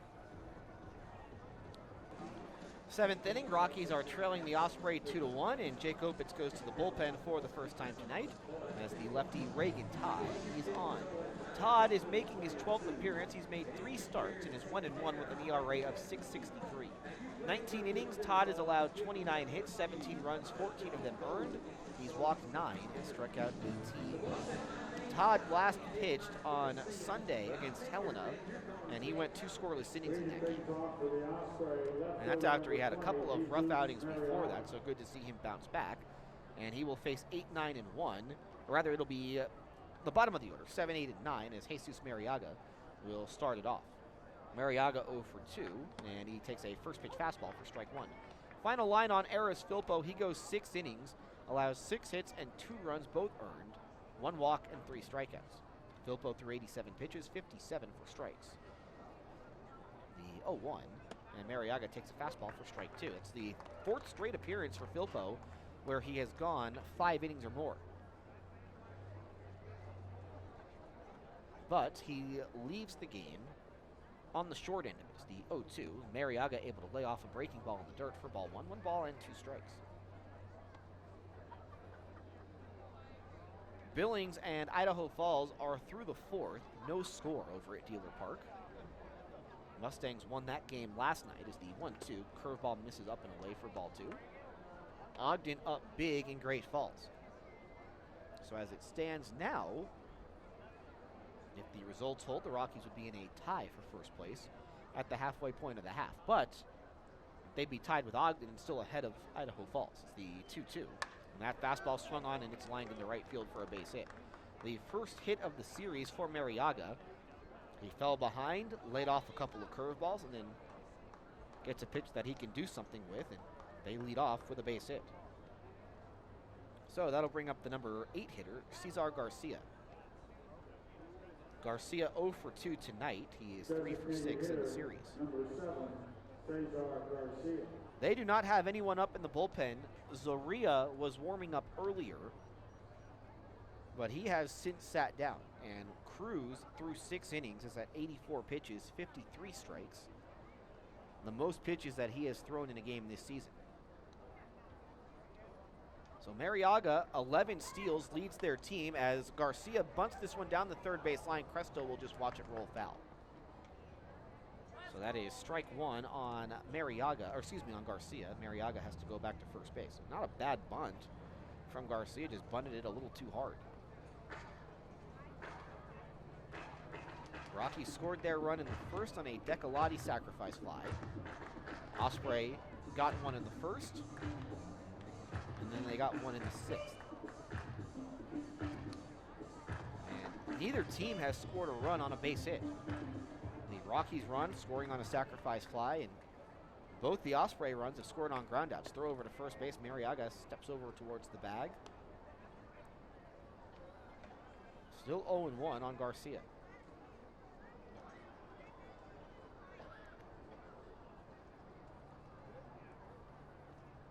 Here's the 0-1, and that's swung on and missed through a fastball by him, and it's 0-2. Todd, from the Denver area, played at Regis Jesuit High School in Aurora, was drafted in the 32nd round out of Colorado Mesa, played 1 year for the Mavs. It's the 0-2 pitch, and a breaking ball, that misses high for ball 1. So he's gotten ahead 0-2 on both guys that he's faced, and he's gone to the curveball to try and finish guys off, and he has missed with all 3 curveballs that he's thrown. Let's see what he does here on 1-2, as he'll throw over to first and Mariaga back in safely. They have stolen 45 bases this season. Mariaga has 11 of them. He's only been caught 1 time.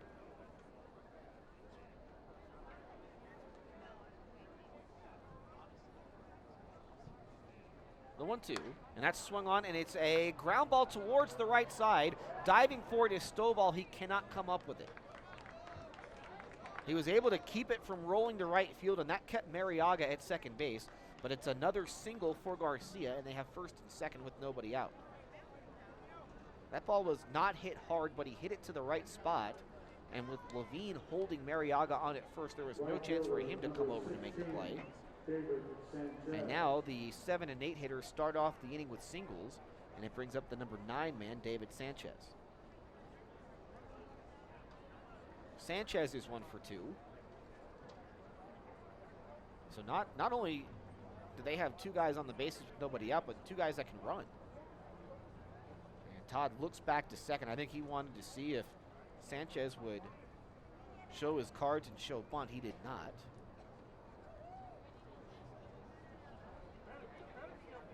Sanchez a single in the 3rd. He grounded out in the 5th. So Todd in some trouble right here. Here's the pitch. Sanchez takes a breaking ball inside for ball 1. That curveball has not been there so far for Todd. And you give credit to Mariaga and Garcia. Both were down 0-2 and both come back with base hits. Rockies have been out hit tonight 8-4. The 1-0. And a fastball swung on and missed. Good pitch from Todd. The fastball has been his best pitch in this game. 1 ball and 1 strike. Todd started the season in the rotation, made 3 short starts, been in the bullpen ever since. Here's the 1-1, and that fastball misses down and away for ball 2. On deck for them is Alec Thomas. Thomas made a great diving catch in center field a little bit earlier to rob John Cresto of extra bases. They have been very good defensively, not just in this game, but in this series. The 2-1, and that fastball misses in for ball 3. 3 balls and a strike. They committed 3 errors in the game on Monday. Probably the best 3-error game I've ever seen a team play. Last night they committed a couple. Tonight they have played errorless baseball. The 3-1, and this is swung on, ground ball short, tough hop for Navarro. He picks it up, but they do not get anyone out. As Navarro on the flip, it looked like he lost the handle of it, and now the bases are loaded with nobody out, and that will probably be an E6, and Navarro a little slow to get up.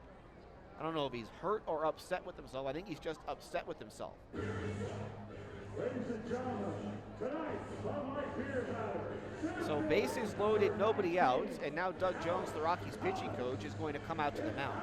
It looked like the Rockies might get 2 on that. Instead, they get none.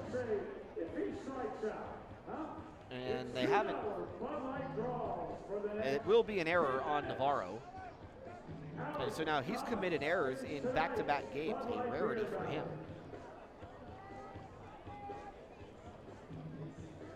So 2 singles and an E6. They have the bases loaded with nobody out. As you see, the third baseman, Cresto, putting his arm on the shoulder of Navarro. Now Navarro and everyone else will head back to their positions. So a tough spot here for Todd, already trailing 2-1. And 7, 8, and 9 reach for them to load the bases. Thomas is 0 for 3 in this game. He's 0 for 10 in the series. A couple of soft singles. Well, one single was well hit, the other soft, and then the E6. The pitch from Todd, and Thomas takes in the dirt. Good block by Guevara, and that is ball 1. Rockies trailing 2-1, and the Osprey have a chance to break this game open.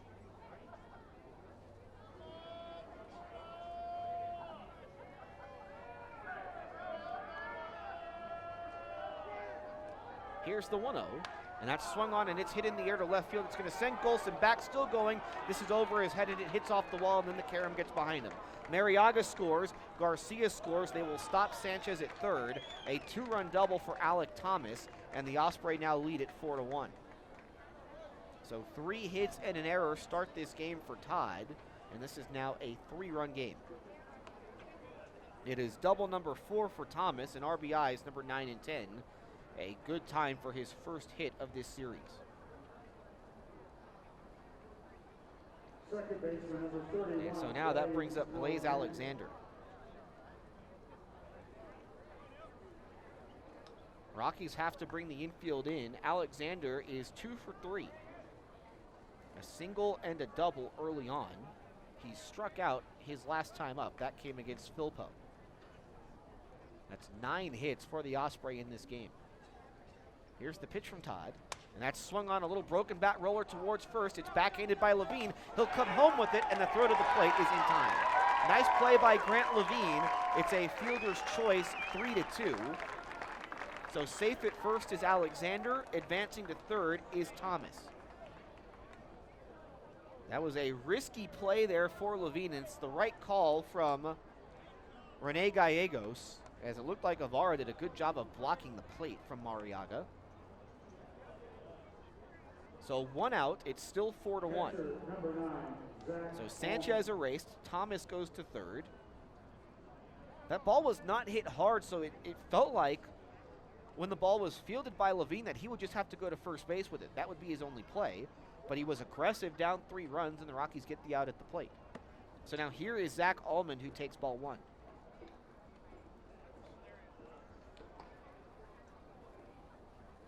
Colton Harlow has started to get loose in the Rockies bullpen. Another lefty. Philpo went 6 and allowed 2 runs. Rockies, though, trail it now 4-1 as Almond is late on the fastball, and it is 1-1. They remain scoreless in Billings. Idaho Falls and the Mustangs, 0-0. Idaho Falls will head home after that game to start a 7-game homestand. Throw into first base, diving back awkwardly is Thomas, or rather Alexander. Thomas is at third, Alexander is at first. 3 hits and an error in this inning for the Osprey. As the next pitch is swung on, ground ball third. Cresto charging, he has it, he'll come home with it, and the throw to the plate, that gets Thomas. Nice play by John Cresto, it wasn't easy. He did not have much of an angle, but he still makes the play. So a fielder's choice 5-2, and now they have first and second with 2 out.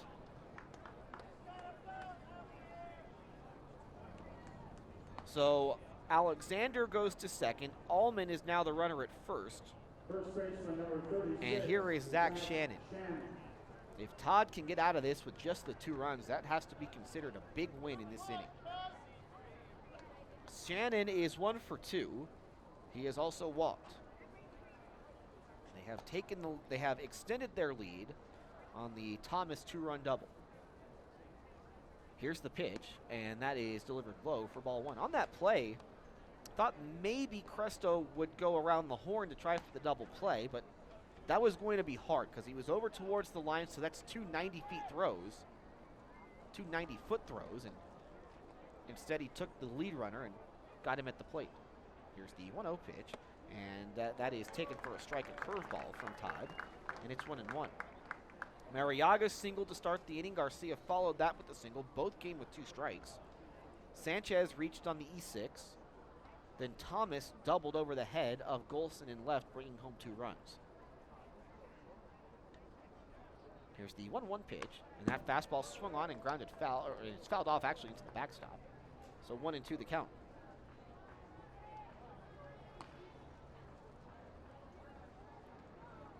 Now they have Zaria warming up in the bullpen again, so it looks like the night might be over for Wilfrey Cruz. The 1-2 swung on, and this is fouled off to the right.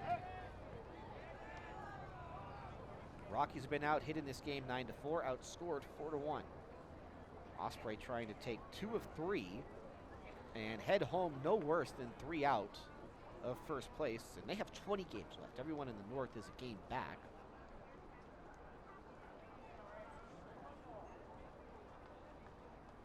The 1-2 swung on, this is popped up, goes over the screen and out of play.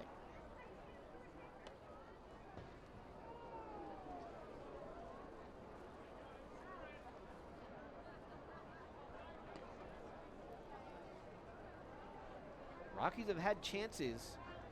They had the leadoff man on in the bottom of the 6th. They could not score him. They had a double to start the 4th. Could not score that either. It's the 1-2 breaking ball, and he spoils that.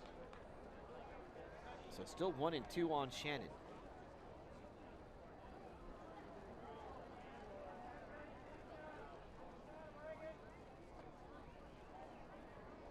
Osprey lead it 4-1.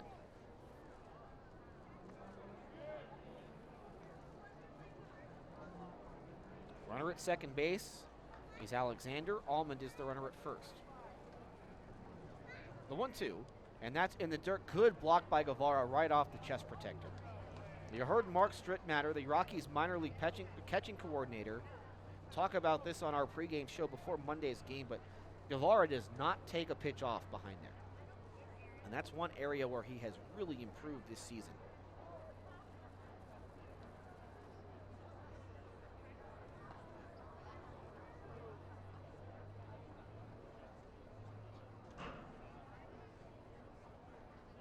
The 2-2 swung on, and this is a soft ground ball to second, charging on a hop. It's played by Stovall. He throws out Shannon, and that ends the inning. The Osprey do add to their lead. They score 2 runs on 3 hits. There was an error, but they leave 2. That inning could have been a whole lot worse. It's stretch time at Simplicio Field. Rockies are trailing the Osprey 4-1. This is the Grand Junction Rockies baseball network. Bottom of the 7th, Rockies are trailing the Osprey 4-1, and Missoula goes to the bullpen for the first time as the right-hander Pedro Zorrilla is now on.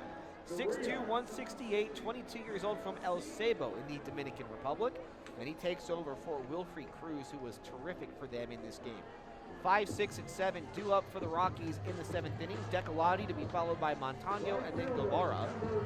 The Osprey get a great start tonight from Wilfred Cruz. Cruz tonight goes 6 innings, allows 4 hits and 1 run, 2 walks, 5 strikeouts. He threw 84 pitches, 53 for strikes, and Decolati takes ball 1. Nico Decolati is 0 for 1 with a sacrifice fly. He struck out his last time up, and that was a big spot in this game as the 1-0. Fastball misses in for ball 2. Decolati came up with Montez at third and 1 out, and Cruz struck him out, and Montez got left at third base. It's the 2-0, and that misses for ball 3. 3 balls and no strikes. Onwedi Duarte is playing catch in the Rockies bullpen. He is not warming up as the 3-0, and that's in there for a strike. It's 3-1. Last outing for Zoria was in Orem, and that was on Friday night. He went 4 innings as the 3-1 swung on. That's fouled off to the right towards the Rockies bullpen. It's now full. He went 4 innings, allowed 3 hits and 1 unearned run. He walked 1 and struck out 3. He has made 6 starts for them. His first 6 appearances were starts. They might try to have him close this game out, similar to what they did with Blake Workman in the game on Monday. Here's the 3-2, and that misses for ball 4. So Decolati starts off the Rockies 7th with a walk. And let's see if the Rockies can do something with that walk. The Osprey had the bases loaded with nobody out to begin the 7th inning, and they got the double from Thomas, but they could not get more than just the 2 runs. So that has to be considered a win for the Rockies and Reagan Todd.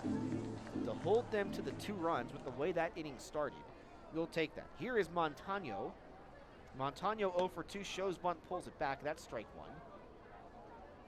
Rockies only have 4 hits in this game. Their last hit was the Montez double that started the 4th. They had a couple of hits in the first. They had the bases loaded with 1 out in the first inning, only got 1. Here's the 0-1 pitch. Montano swings. This is hit in the air, foul off to the left, and he's now in the hole, 0-2.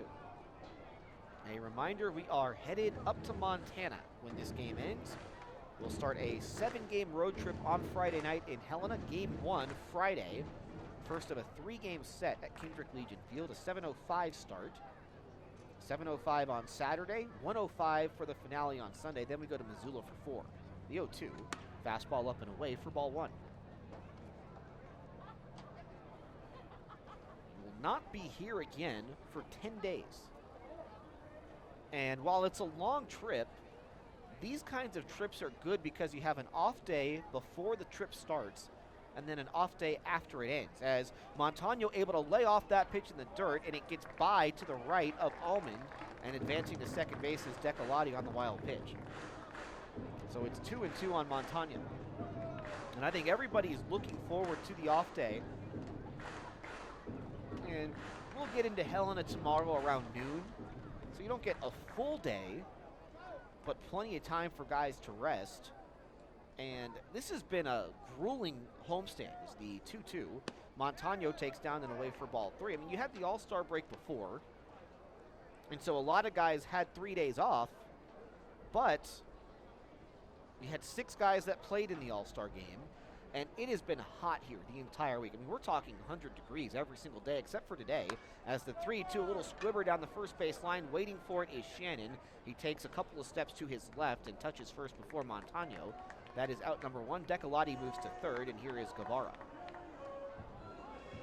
Idaho Falls has just taken the lead in Billings. They get back-to-back doubles with 1 out in the 6th from Reed Rollman and Jose Caraballo. So right now, both Ogden and Idaho Falls are leading while the Rockies trail. Ogden's up big in Great Falls.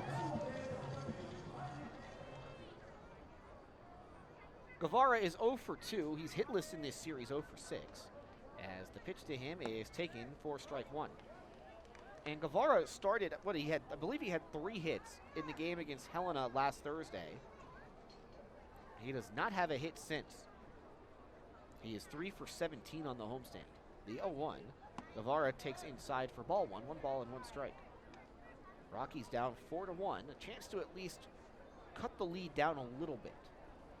They play the infield back, so they'll concede the run. The 1-1 pitch. And Guevara swings, ground ball to the left side. It is bobbled by Layton. He picks it up, his throw to first, and that's late. Scoring from third is Decolati. The Rockies get within one. It's 4-2, and that will be an error on the shortstop Layton.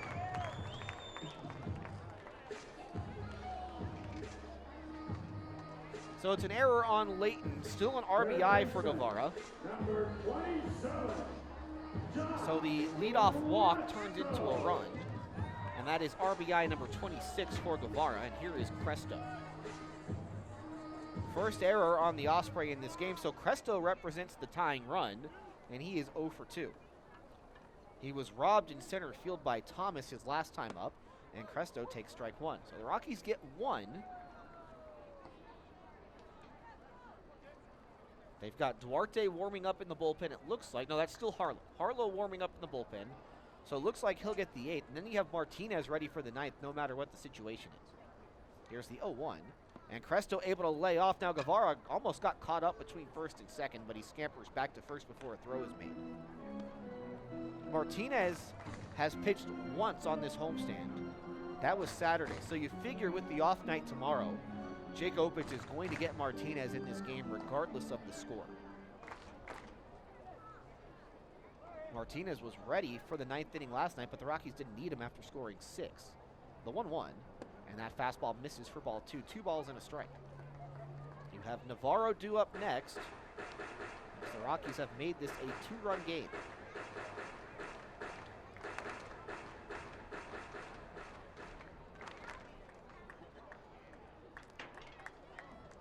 Cresto has 1 hit since making his return. That was a double on Saturday against Helena, the 2-1. And Cresto fouls this off to the right. And they give Cresto left field. They have their 3 outfielders pinched in towards the alleys. And so the left fielder, Mariaga, is in front of the 365 sign, right in the middle of the bleachers in left field.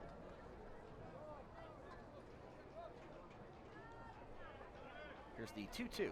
And Cresto fights one off, a ground ball that goes under the glove of Zoria. Charging is Layton. His only play will be to first. He gets Cresto for the second out. Guevara advances to second, though. They might have had a chance for the double play if Zoria could have fielded that. But they do get 1 out, and Navarro will now stand in 1 for 2 tonight. And he is 5 for 10 in the series. Now the pitching coach, Shane Lux, will make his way out to the mound. So Layton committed the error, which allowed Guevara to reach. But he makes up for it by making that play.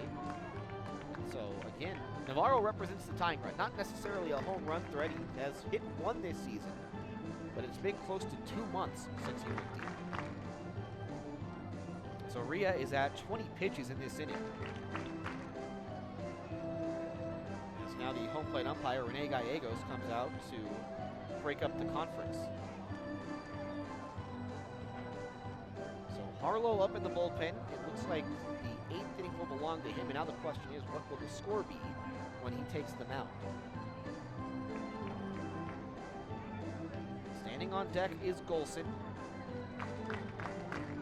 Golson's been on a couple of times in this game.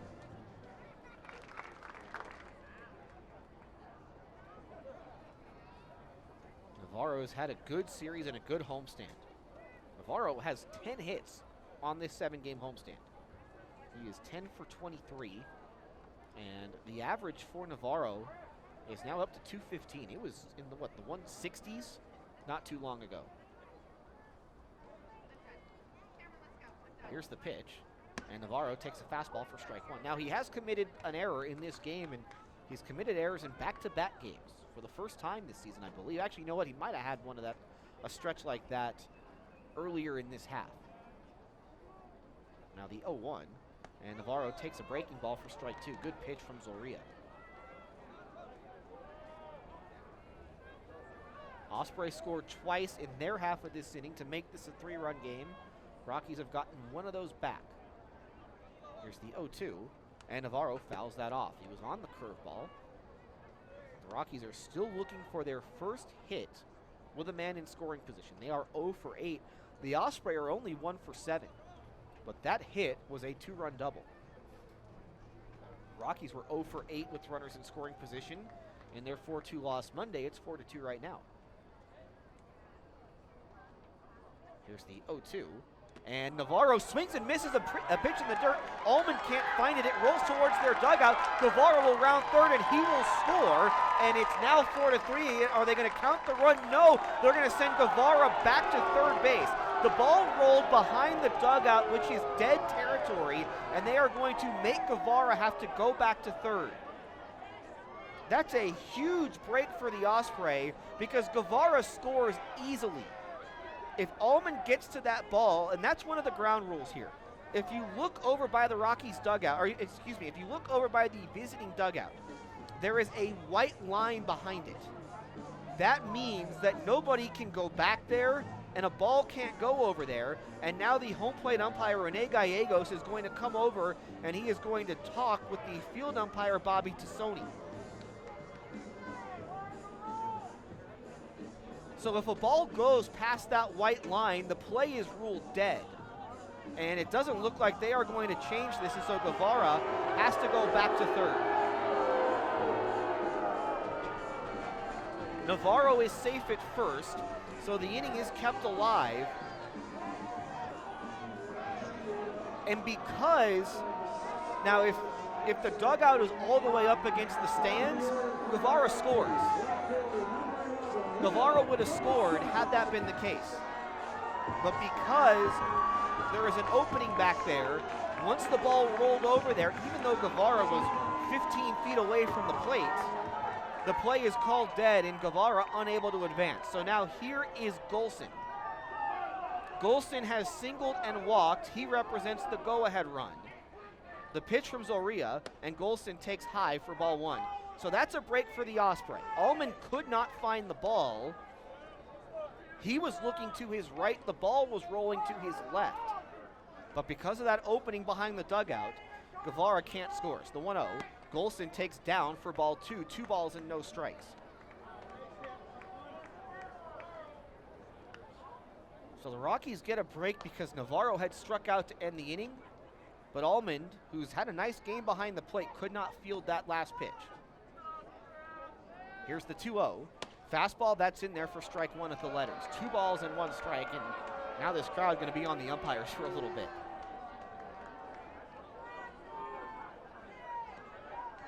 And also Navarro would have gotten to second base if that play had not been called dead. That's also big, the 2-1. And this is swung on, ground ball to second, 2 hops for Alexander. He will throw out Golson, and that ends the inning. So the Rockies catch a break on one end, but then the Osprey catch a break on the other, and the 7th inning comes to an end. Rockies get 1 in the 7th on no hits. There was 1 error, and 2 men were left on base. We head to the 8th, 4-2. Osprey are leading this game. This is the Grand Junction Rockies Baseball Network. We go to the 8th inning at Simplesio Field. Rockies trail the Osprey 4-2, and the Rockies go back to the bullpen as the lefty Colton Harlow is now on. So Harlow will replace Reagan Todd, who goes 1 inning and allows a couple of runs, and Harlow in the 8th will face 5, 6, and 7 in the Osprey order. The numbers on Harlow this season, he is on for the 13th time, no record with a 7.24 ERA. 13 2/3 innings, he's allowed 19 hits, 11 runs all earned, 7 walks, and 13 strikeouts. One change defensively for the Rockies, Reese Berberet is now in the game at third base. He is in place of John Cresto. Aris Philpot started for the Rockies tonight, allowed 2 runs in 6 innings. Idaho Falls has a 2-0 lead in Billings. They are in the last of the 6th over at Dealer Park. So we go to the 8th, and we will take a look at the Major League Baseball scoreboard. It's brought to you by Famous Dave's Barbecue. Harlow has gone through a little bit of a tough stretch. He pitched twice in the 4-game series against Helena and gave up 2 runs in both outings. He has been scored on in 3 straight appearances after not being scored on for 6 in a row. Eddie Hernandez is 1 for 3.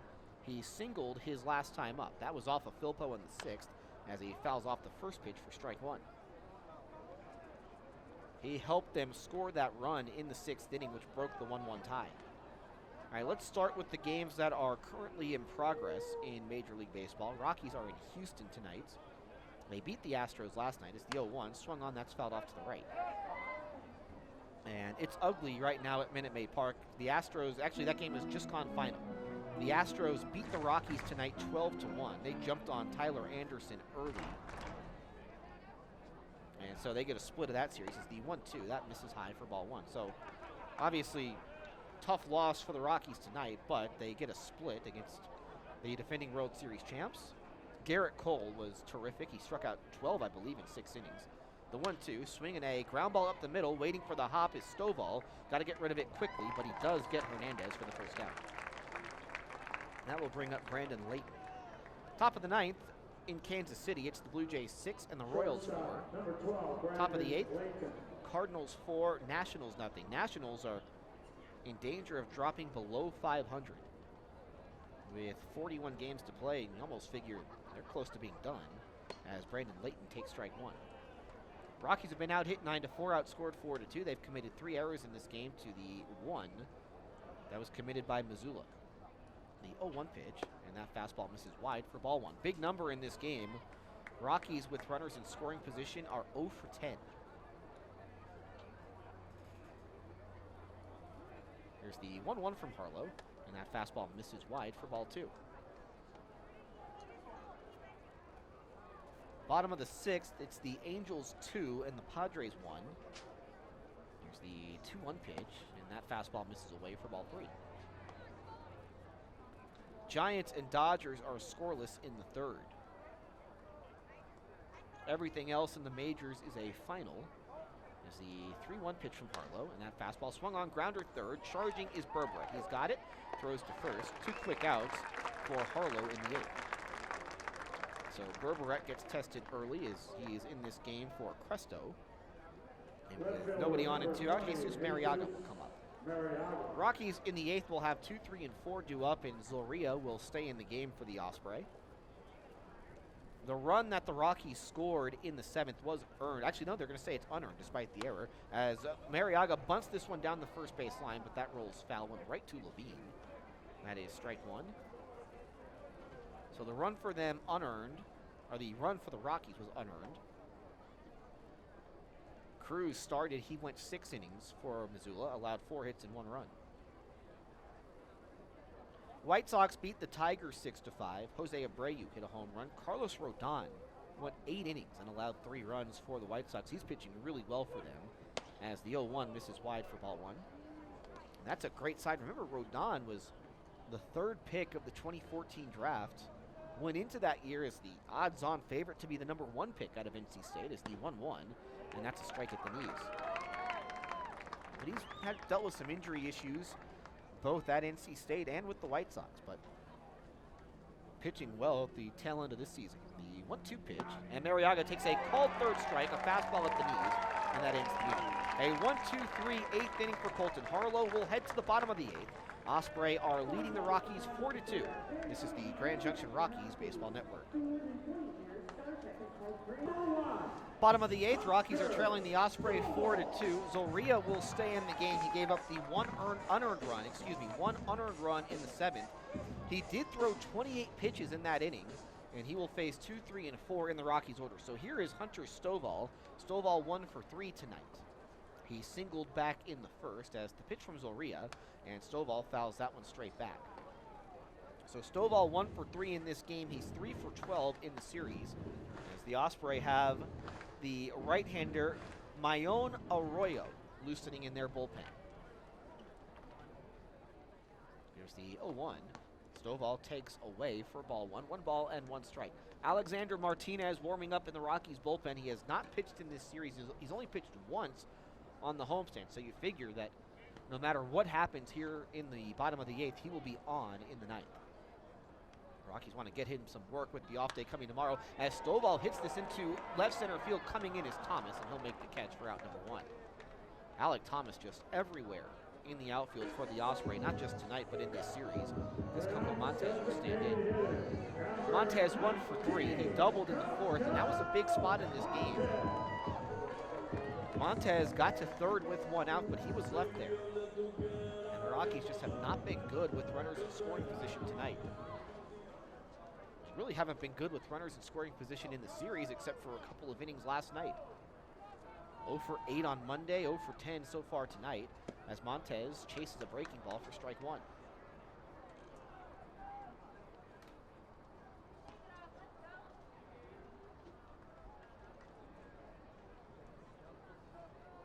Rockies stranded a pair to end the 7th inning on a weird play on that strikeout wild pitch, as Montez takes another curveball, and it's 1-1. Montez, with that double back in the 4th inning, now has 25 extra base hits this season. 15 doubles, 3 triples, 7 homers. The 1-1. And Montez swings a ground ball to first, 1 hop for Shannon. He will take it to the bag himself, and Zoria has 2 quick outs in the 8th. And that'll bring up Grant Levine. Levine is 0 for 2 in this game, 1 for 8 in the series. He has walked and then grounded out to short a couple of times. Both of the ground balls have been up the middle, but they're playing their shortstop up the middle, and so the shift for them has worked. It did not work for them early on last night as the pitch, and Levine takes it away for ball 1.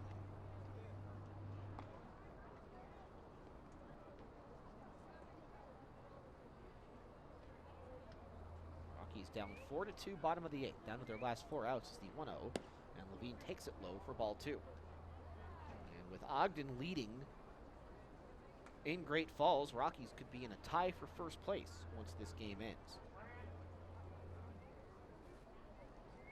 Here's the 2-0, and Levine takes it low for ball 3. So 3 balls and no strikes, and you figure, well, you wonder if Jake Opitz will give Levine the green light here. Tying run stands in the on-deck circle. The 3-0 to Levine, and that fastball's in there for a strike at the knees. Wilfrey Cruz went the first 6 and gave up 1 run. Pedro Zoria has given up 1 unearned run in 1 2/3. Zoria was a starter in the DSL last year and the year before. Made 14 starts each season as the 3-1 is fouled off and it's now full. And he started this season in the rotation. Last year, 2-8 in 14 starts, a 3.95 ERA. The season before, 5-7 with a 2.73 ERA in 14 starts. The 3-2, and Levine fouls this off over the screen. So the count remains full. Rockies have not had a hit since the 4th inning. They had 2 hits in the first, a hit in the 3rd, and then a double in the 4th. That's been it. They were held to 5 hits in Monday's games, the 3-2, and Levine takes ball 4. They have been able to get base runners thanks to walks, but haven't been able to do much with those as Nico Decolati stands in. Decolati is 0 for 1, a sacrifice fly and a walk, and now we are going to have a pitching change as they are going to go with the right-hander Arroyo. So they will have the right-hander Arroyo in the game to face the right-handed hitting Decolati when we come back. Rockies down 4-2 in the bottom of the 8th. This is the Grand Junction Rockies Baseball Network. Mayon Arroyo, the new pitcher for the Osprey. He enters with a runner on and 2 out in the 8th, and Nico Decolati, who represents the tying run, at the plate. Decolati has walked. He scored a run in the 7th inning as Arroyo delivers and Decolati takes strike 1. Decolati hit a home run in last night's game as Arroyo makes his 8th appearance with the Osprey. No record, a 7.15 ERA. 11 1/3 innings. He's allowed 15 hits, 9 runs, all earned. 1 walk, 17 strikeouts. So good strikeout numbers for him. Levine is on at first. He just walked with 2 out. The 0-1, and Decolati takes high for ball 1. Arroyo, 6 feet tall, 200 pounds, 20 years old, from Salcedo in the Dominican Republic. And the Osprey have a lefty up in their bullpen. As Arroyo brings the 1-1, and Decolati takes inside for ball 2. So 2 balls and 1 strike. Rockies looking for their first hit since the 4th inning. Tyler Jandren, the lefty, warming up for them in the bullpen. Looks like he's ready whenever they want to go to him. You've got a lefty due up next with Montano. The 2-1, and Decolati fouls that breaking ball off. Actually, it's a fastball. And it's now 2-2.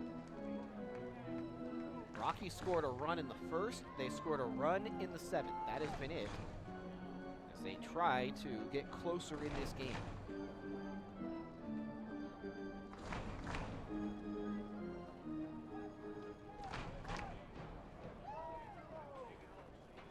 Levine holds the runner at first, or Levine being held on at first. He's the runner. And now the 2-2. Decolati takes a fastball high for ball 3. So 3 balls and 2 strikes. Osprey pitching has walked 4 in this game. Cruz walked 2 in 6 innings. Zoria walked 2 in 1 2/3. And Arroyo in danger of putting Decolati on base.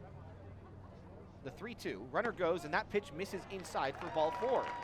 So back-to-back 2-out walks, and now the tying run is on base for Montano. And here comes Mike Benjamin, and they have the lefty Jandren up in the bullpen, and it looks like the lefty Jandren will come into the game. So we will get a lefty-lefty matchup when we come back. It will be Montano against Jandren. Rockies are trailing the Osprey 4-2. We're in the bottom of the 8th. This is the Grand Junction Rockies Baseball Network. New pitcher for the Osprey, the submarine lefty Tyler Jandren, who is on for the 13th time, 1-2, an ERA of 10.24. 9 2/3 innings, he's allowed 12 hits, 13 runs, 11 earned, 9 walks, and 9 strikeouts. So the lefty will face the left-handed hitting Daniel Montano, and Jandren has been much better against lefties than righties. Against lefties, he's holding opponents to a 2.11 average, but of the 25 lefties that he's faced, he's walked 6 of them. So 10 of the 25 lefties have reached against him. And so here is Montano representing the go-ahead run. Levine is at second. He walked with 2 out, as did Decolati. So they used their 3rd pitcher for a 3rd different hitter, as Jandren, who is 6'2", 195, and 23 years old, will be on the mound against Montano. Montano is 0 for 3 in this game. Rockies looking for their first hit with a man in scoring position. They are down 4-2. Zoria started the inning, then Arroyo faced 1 batter, and Jandren delivers way outside for ball 1. Jandren last pitched on Sunday in Orem. He faced 2 hitters and got both of them out.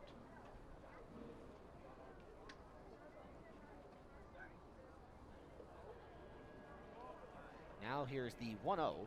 And Montano swings a ground ball up the middle. That's into center field for a base hit. Levine will be waved home as Thomas stumbles in center field. That will allow Decolati to get to 3rd. It's an RBI single for Daniel Montano. This is a 1-run game, and the tying run stands at 3rd base with 2 out, and it will bring up Guevara. So Montano comes up with his first hit of the game, and he gets it against the tough lefty Jandren. And so now Guevara will get to face him, and they get somebody else up in the bullpen, and Jandren against righties is allowing right-handers to hit .364 against him. So it's a 1-run game. The go-ahead run is on base, and Guevara, who is hitless in this game and hitless in the series, will come up. So they get a righty up in the bullpen, as Jandren allows 1 run to come in. That's the Rockies' first hit since the 4th inning, and now Guevara wants time. Rockies have never led in this game. We were tied after 5. The Osprey took the lead with a run in the 6th. They extended the lead with 2 in the 7th. Throw into first base, and Montano back in awkwardly. So this is big, too, with the catcher Almond. He's done a decent job behind the plate, but he's let a couple get by him in the last inning or so. Anything gets by him here, Decolati scores, and this game's tied. Throw into first, and again, diving back Montano. A submarine pickoff throw from Jandrin. So they pay close attention to Montano. They don't want him to try and take off for second base to get into scoring position. Guevara had that big double in Idaho Falls right before the All-Star break as the pitch is inside and that hit him. Guevara is hit by the pitch, and now the bases are loaded. The tying run gets into scoring position for Berberet. This will be the first at-bat of the game for Reese Berberet. So 4 straight Rockies reach base with 2 out in the 8th. Tying run is at 3rd. Go-ahead run is at 2nd. An insurance run is at 3rd. So the Rockies had the bases loaded in the first. They only got 1 run out of it. Berberet 201, 9 home runs, 25 runs batted in. A chance for the Rockies to tie, maybe even take their first lead. The pitch is low for ball 1, and it dropped at the feet of Berberet. So 1 ball and 1 strike. Zoria started this inning by getting Stovall to fly out and Montez to ground out. He walked Levine. Then the righty Arroyo walked Decolati. Jandrin allowed the base hit to Montano to get the Rockies to within 1, and he hit Guevara. The 1-0, Berberet takes a fastball for a strike, and it's 1-1. Jandrin was undrafted out of Northwood University in Cedar Hill, Texas. Signed with the Diamondbacks after the draft. He's been with the Osprey all season. The 1-1. Berberet swings, and this is hit in the air, deep into right center field towards the gap. Sanchez back to the track. It's gone! A grand slam for Reese Berberet, and the Rockies have taken their first lead of the night. It is 7-4.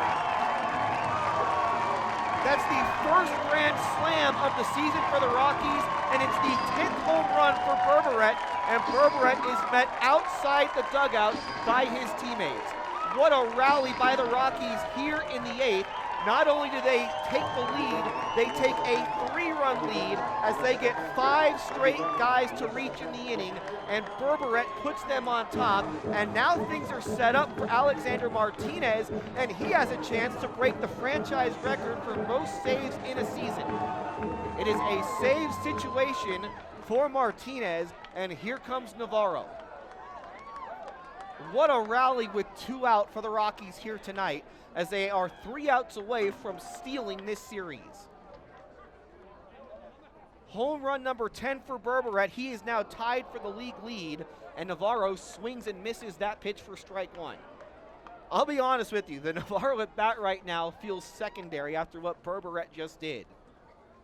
A 5-run 8th after they scored 6 in the 8th inning last night to take away the save opportunity for Martinez, and Navarro hits this one into right center field. Coming over to his left, Alexander runs that down, and that ends the inning. But the Rockies rally. They score 5 runs, all with 2 out. They have taken a 7-4 lead. When we come back, Alexander Martinez will be on to try for his franchise best 14th save. Rockies lead it 7-4 after 8. This is the Grand Junction Rockies Baseball Network. 9th inning, Rockies lead it 7-4, 3 outs away from winning this game, and here is Alexander Martinez. He will come on to try for his 14th save of the season, which would be a franchise record. It's his 21st appearance, no record, 13 saves and 14 tries, and he has an ERA of 2.53. 21 1/3 innings, Martinez has allowed 15 hits, 8 runs, 6 of them earned, 8 walks, and 27 strikeouts. The franchise record for most saves in a season was set in our first year, back in 2012. Scott Ober saved 13 games that year. Martinez is at 13 saves now. He has a 3-run lead right here, and he will face 8, 9, and 1 in the Osprey order. Rockies had nobody on with 2 out in the bottom of the 8th inning. A couple of walks, an RBI single, a hit batter, and then a grand slam get the Rockies their first lead of this game. And so Martinez is on to try to close this out and make some history. Not only can he break the franchise record here, but he can pull to within 4 of the league record, which was 18. That's been done 3 times, the last in 2005. Cesar Garcia is 1 for 3. And the big inning in this game, aside from the 8th obviously, is the 7th. As the pitch to Garcia swung on, and this is hit softly down the left field line. Navarro is racing out. He's got to come back for it, but he makes the catch, and there's 1 out. So Martinez gets the leadoff man, and now that will bring up David Sanchez. The Ospreys scored 2 runs in the 7th inning to make it 4-1. But after they scored those 2 runs, they had 2nd and 3rd and nobody out. You give Reagan Todd, and you give the infield credit for making plays and keeping them off the board the rest of the inning. That kept the Rockies within reach. David Sanchez has 1 hit. He's 1 for 3, and Martinez delivers ball 1. Rockies need this to stay in first place. Ogden is leading tonight in Great Falls. Idaho Falls also leading in Billings. So this could be a huge come-from-behind win if Martinez can close it out. Here's the 1-0, and that fastball misses for ball 2. 2 balls and no strikes. Berberette hits the Rockies' first grand slam of the season. I said this last night, but Rockies were due to have that stat level out where they had allowed 7 grand slams but not hit one. The 2-0, and that fastball is in there for a strike. It's 2-1. The last outing for Martinez was on Saturday against Helena. He retired all 3 that he faced. Just his 2nd appearance on the homestand. He did get the save in the All-Star game, as this is a ground ball up the middle to his left. Navarro fields on a hop, throws on the run, and there's 2 gone. A nice play by Navarro, 2 nice plays by him to start this inning. He went all the way out into left field to catch that pop-up, and then he ranges far to his left to field that ground ball. And now the last hope of this game is Alec Thomas. The Rockies come from out of nowhere to take the lead in the 8th inning. And it all started with a walk. It's always the walks that start it. And the Rockies have been out-hit in this game 9-6, but they have taken advantage, at least late in the game, of what they have been given. Thomas, a 2-run double in the 7th, his only hit of the series, and he takes strike 1. This would be a tough loss for the Osprey to take also. They had a chance. They were 4 outs away to possibly getting to within 2 games again of Billings. But they could not get that last out of the 8th inning. They used 3 pitchers to try and get it. Now the 0-1 pitch. Swung on, and this is lined into left field for a base hit. That'll keep the game alive. So Thomas started this series 0 for 10, but he has 2 hits in his last 2 at-bats, and now here is Blaze Alexander, and now they have the tying run standing in the on-deck circle. Second baseman, number 31, Blaze Alexander. So Martinez got the first 2. Again, I mean, we've talked about it plenty. The leadoff guys have been successful against Martinez, though he's gotten now 2 in a row. He got the leadoff man on Saturday. He got the leadoff man tonight. He also got the leadoff man in the All-Star game, but that doesn't count towards the stats. They don't hold the runner at first. Alexander had 2 hits early in this game. Runner goes. The pitch is swung on and missed. They won't throw down. That'll be defensive indifference.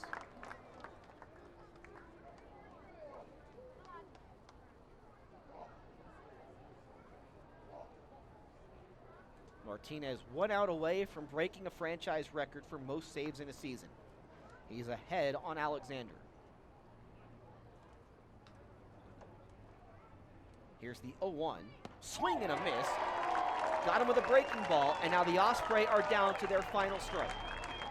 This is a record Martinez has been aware of. It's a record that he has wanted. It's a record that this entire team wants him to get. You saw the reaction when he tied it 12 days ago in Idaho Falls, or maybe it was 11 days ago in Idaho Falls when he tied the record.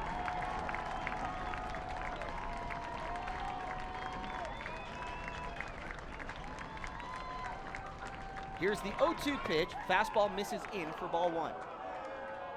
1,751 the attendance tonight at Simplicio Field. Martinez was up and ready for the 9th inning last night, but the Rockies scored 6 in the bottom of the 8th to take away the save situation. He was going to pitch the 9th regardless. Tonight, the Rockies got him a lead. Now he'll try and close it out to break the record. The 1-2, breaking ball, he lays off of it. This one gets by Guevara. It rolls to the backstop, and Thomas moves up to third. So it's 2 balls and 2 strikes. But really, Thomas at third base doesn't mean much.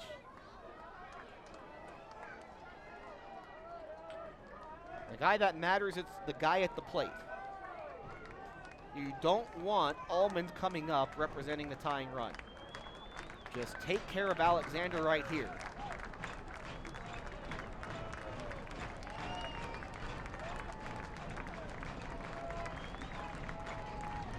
The 2-2.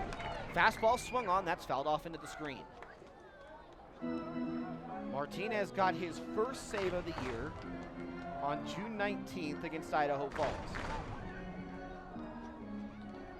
Before pitching in that non-save situation on Saturday, his last 7 appearances had been saves. A strike away from number 14, now time is called. He got Garcia on the pop out. He got Sanchez on the ground out. Both plays made by Navarro.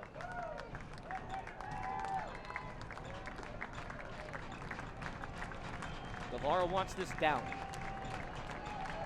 Here's the 2-2, and a fastball swung on. This is hit in the air down the right field line, slicing away from Decolati, and it's into the Rockies bullpen. We'll do it again. It was a fastball, and Martinez left it up a little bit. The Reese Berberette Grand Slam is the difference right now. A 2-out Grand Slam that put the Rockies up 7-4.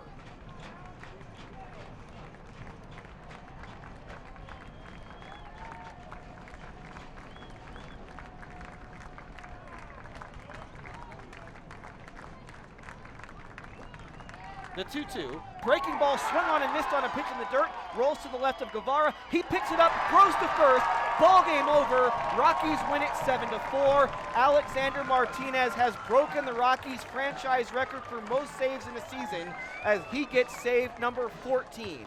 Rockies win the series. They get to 12-7 in the second half and 32-25 overall. And they have just made the announcement at Simplicio Field recognizing Alexander Martinez for breaking this franchise record. Our post-game show is coming up. Rockies win it tonight 7-4. This is the Grand Junction Rockies Baseball Network.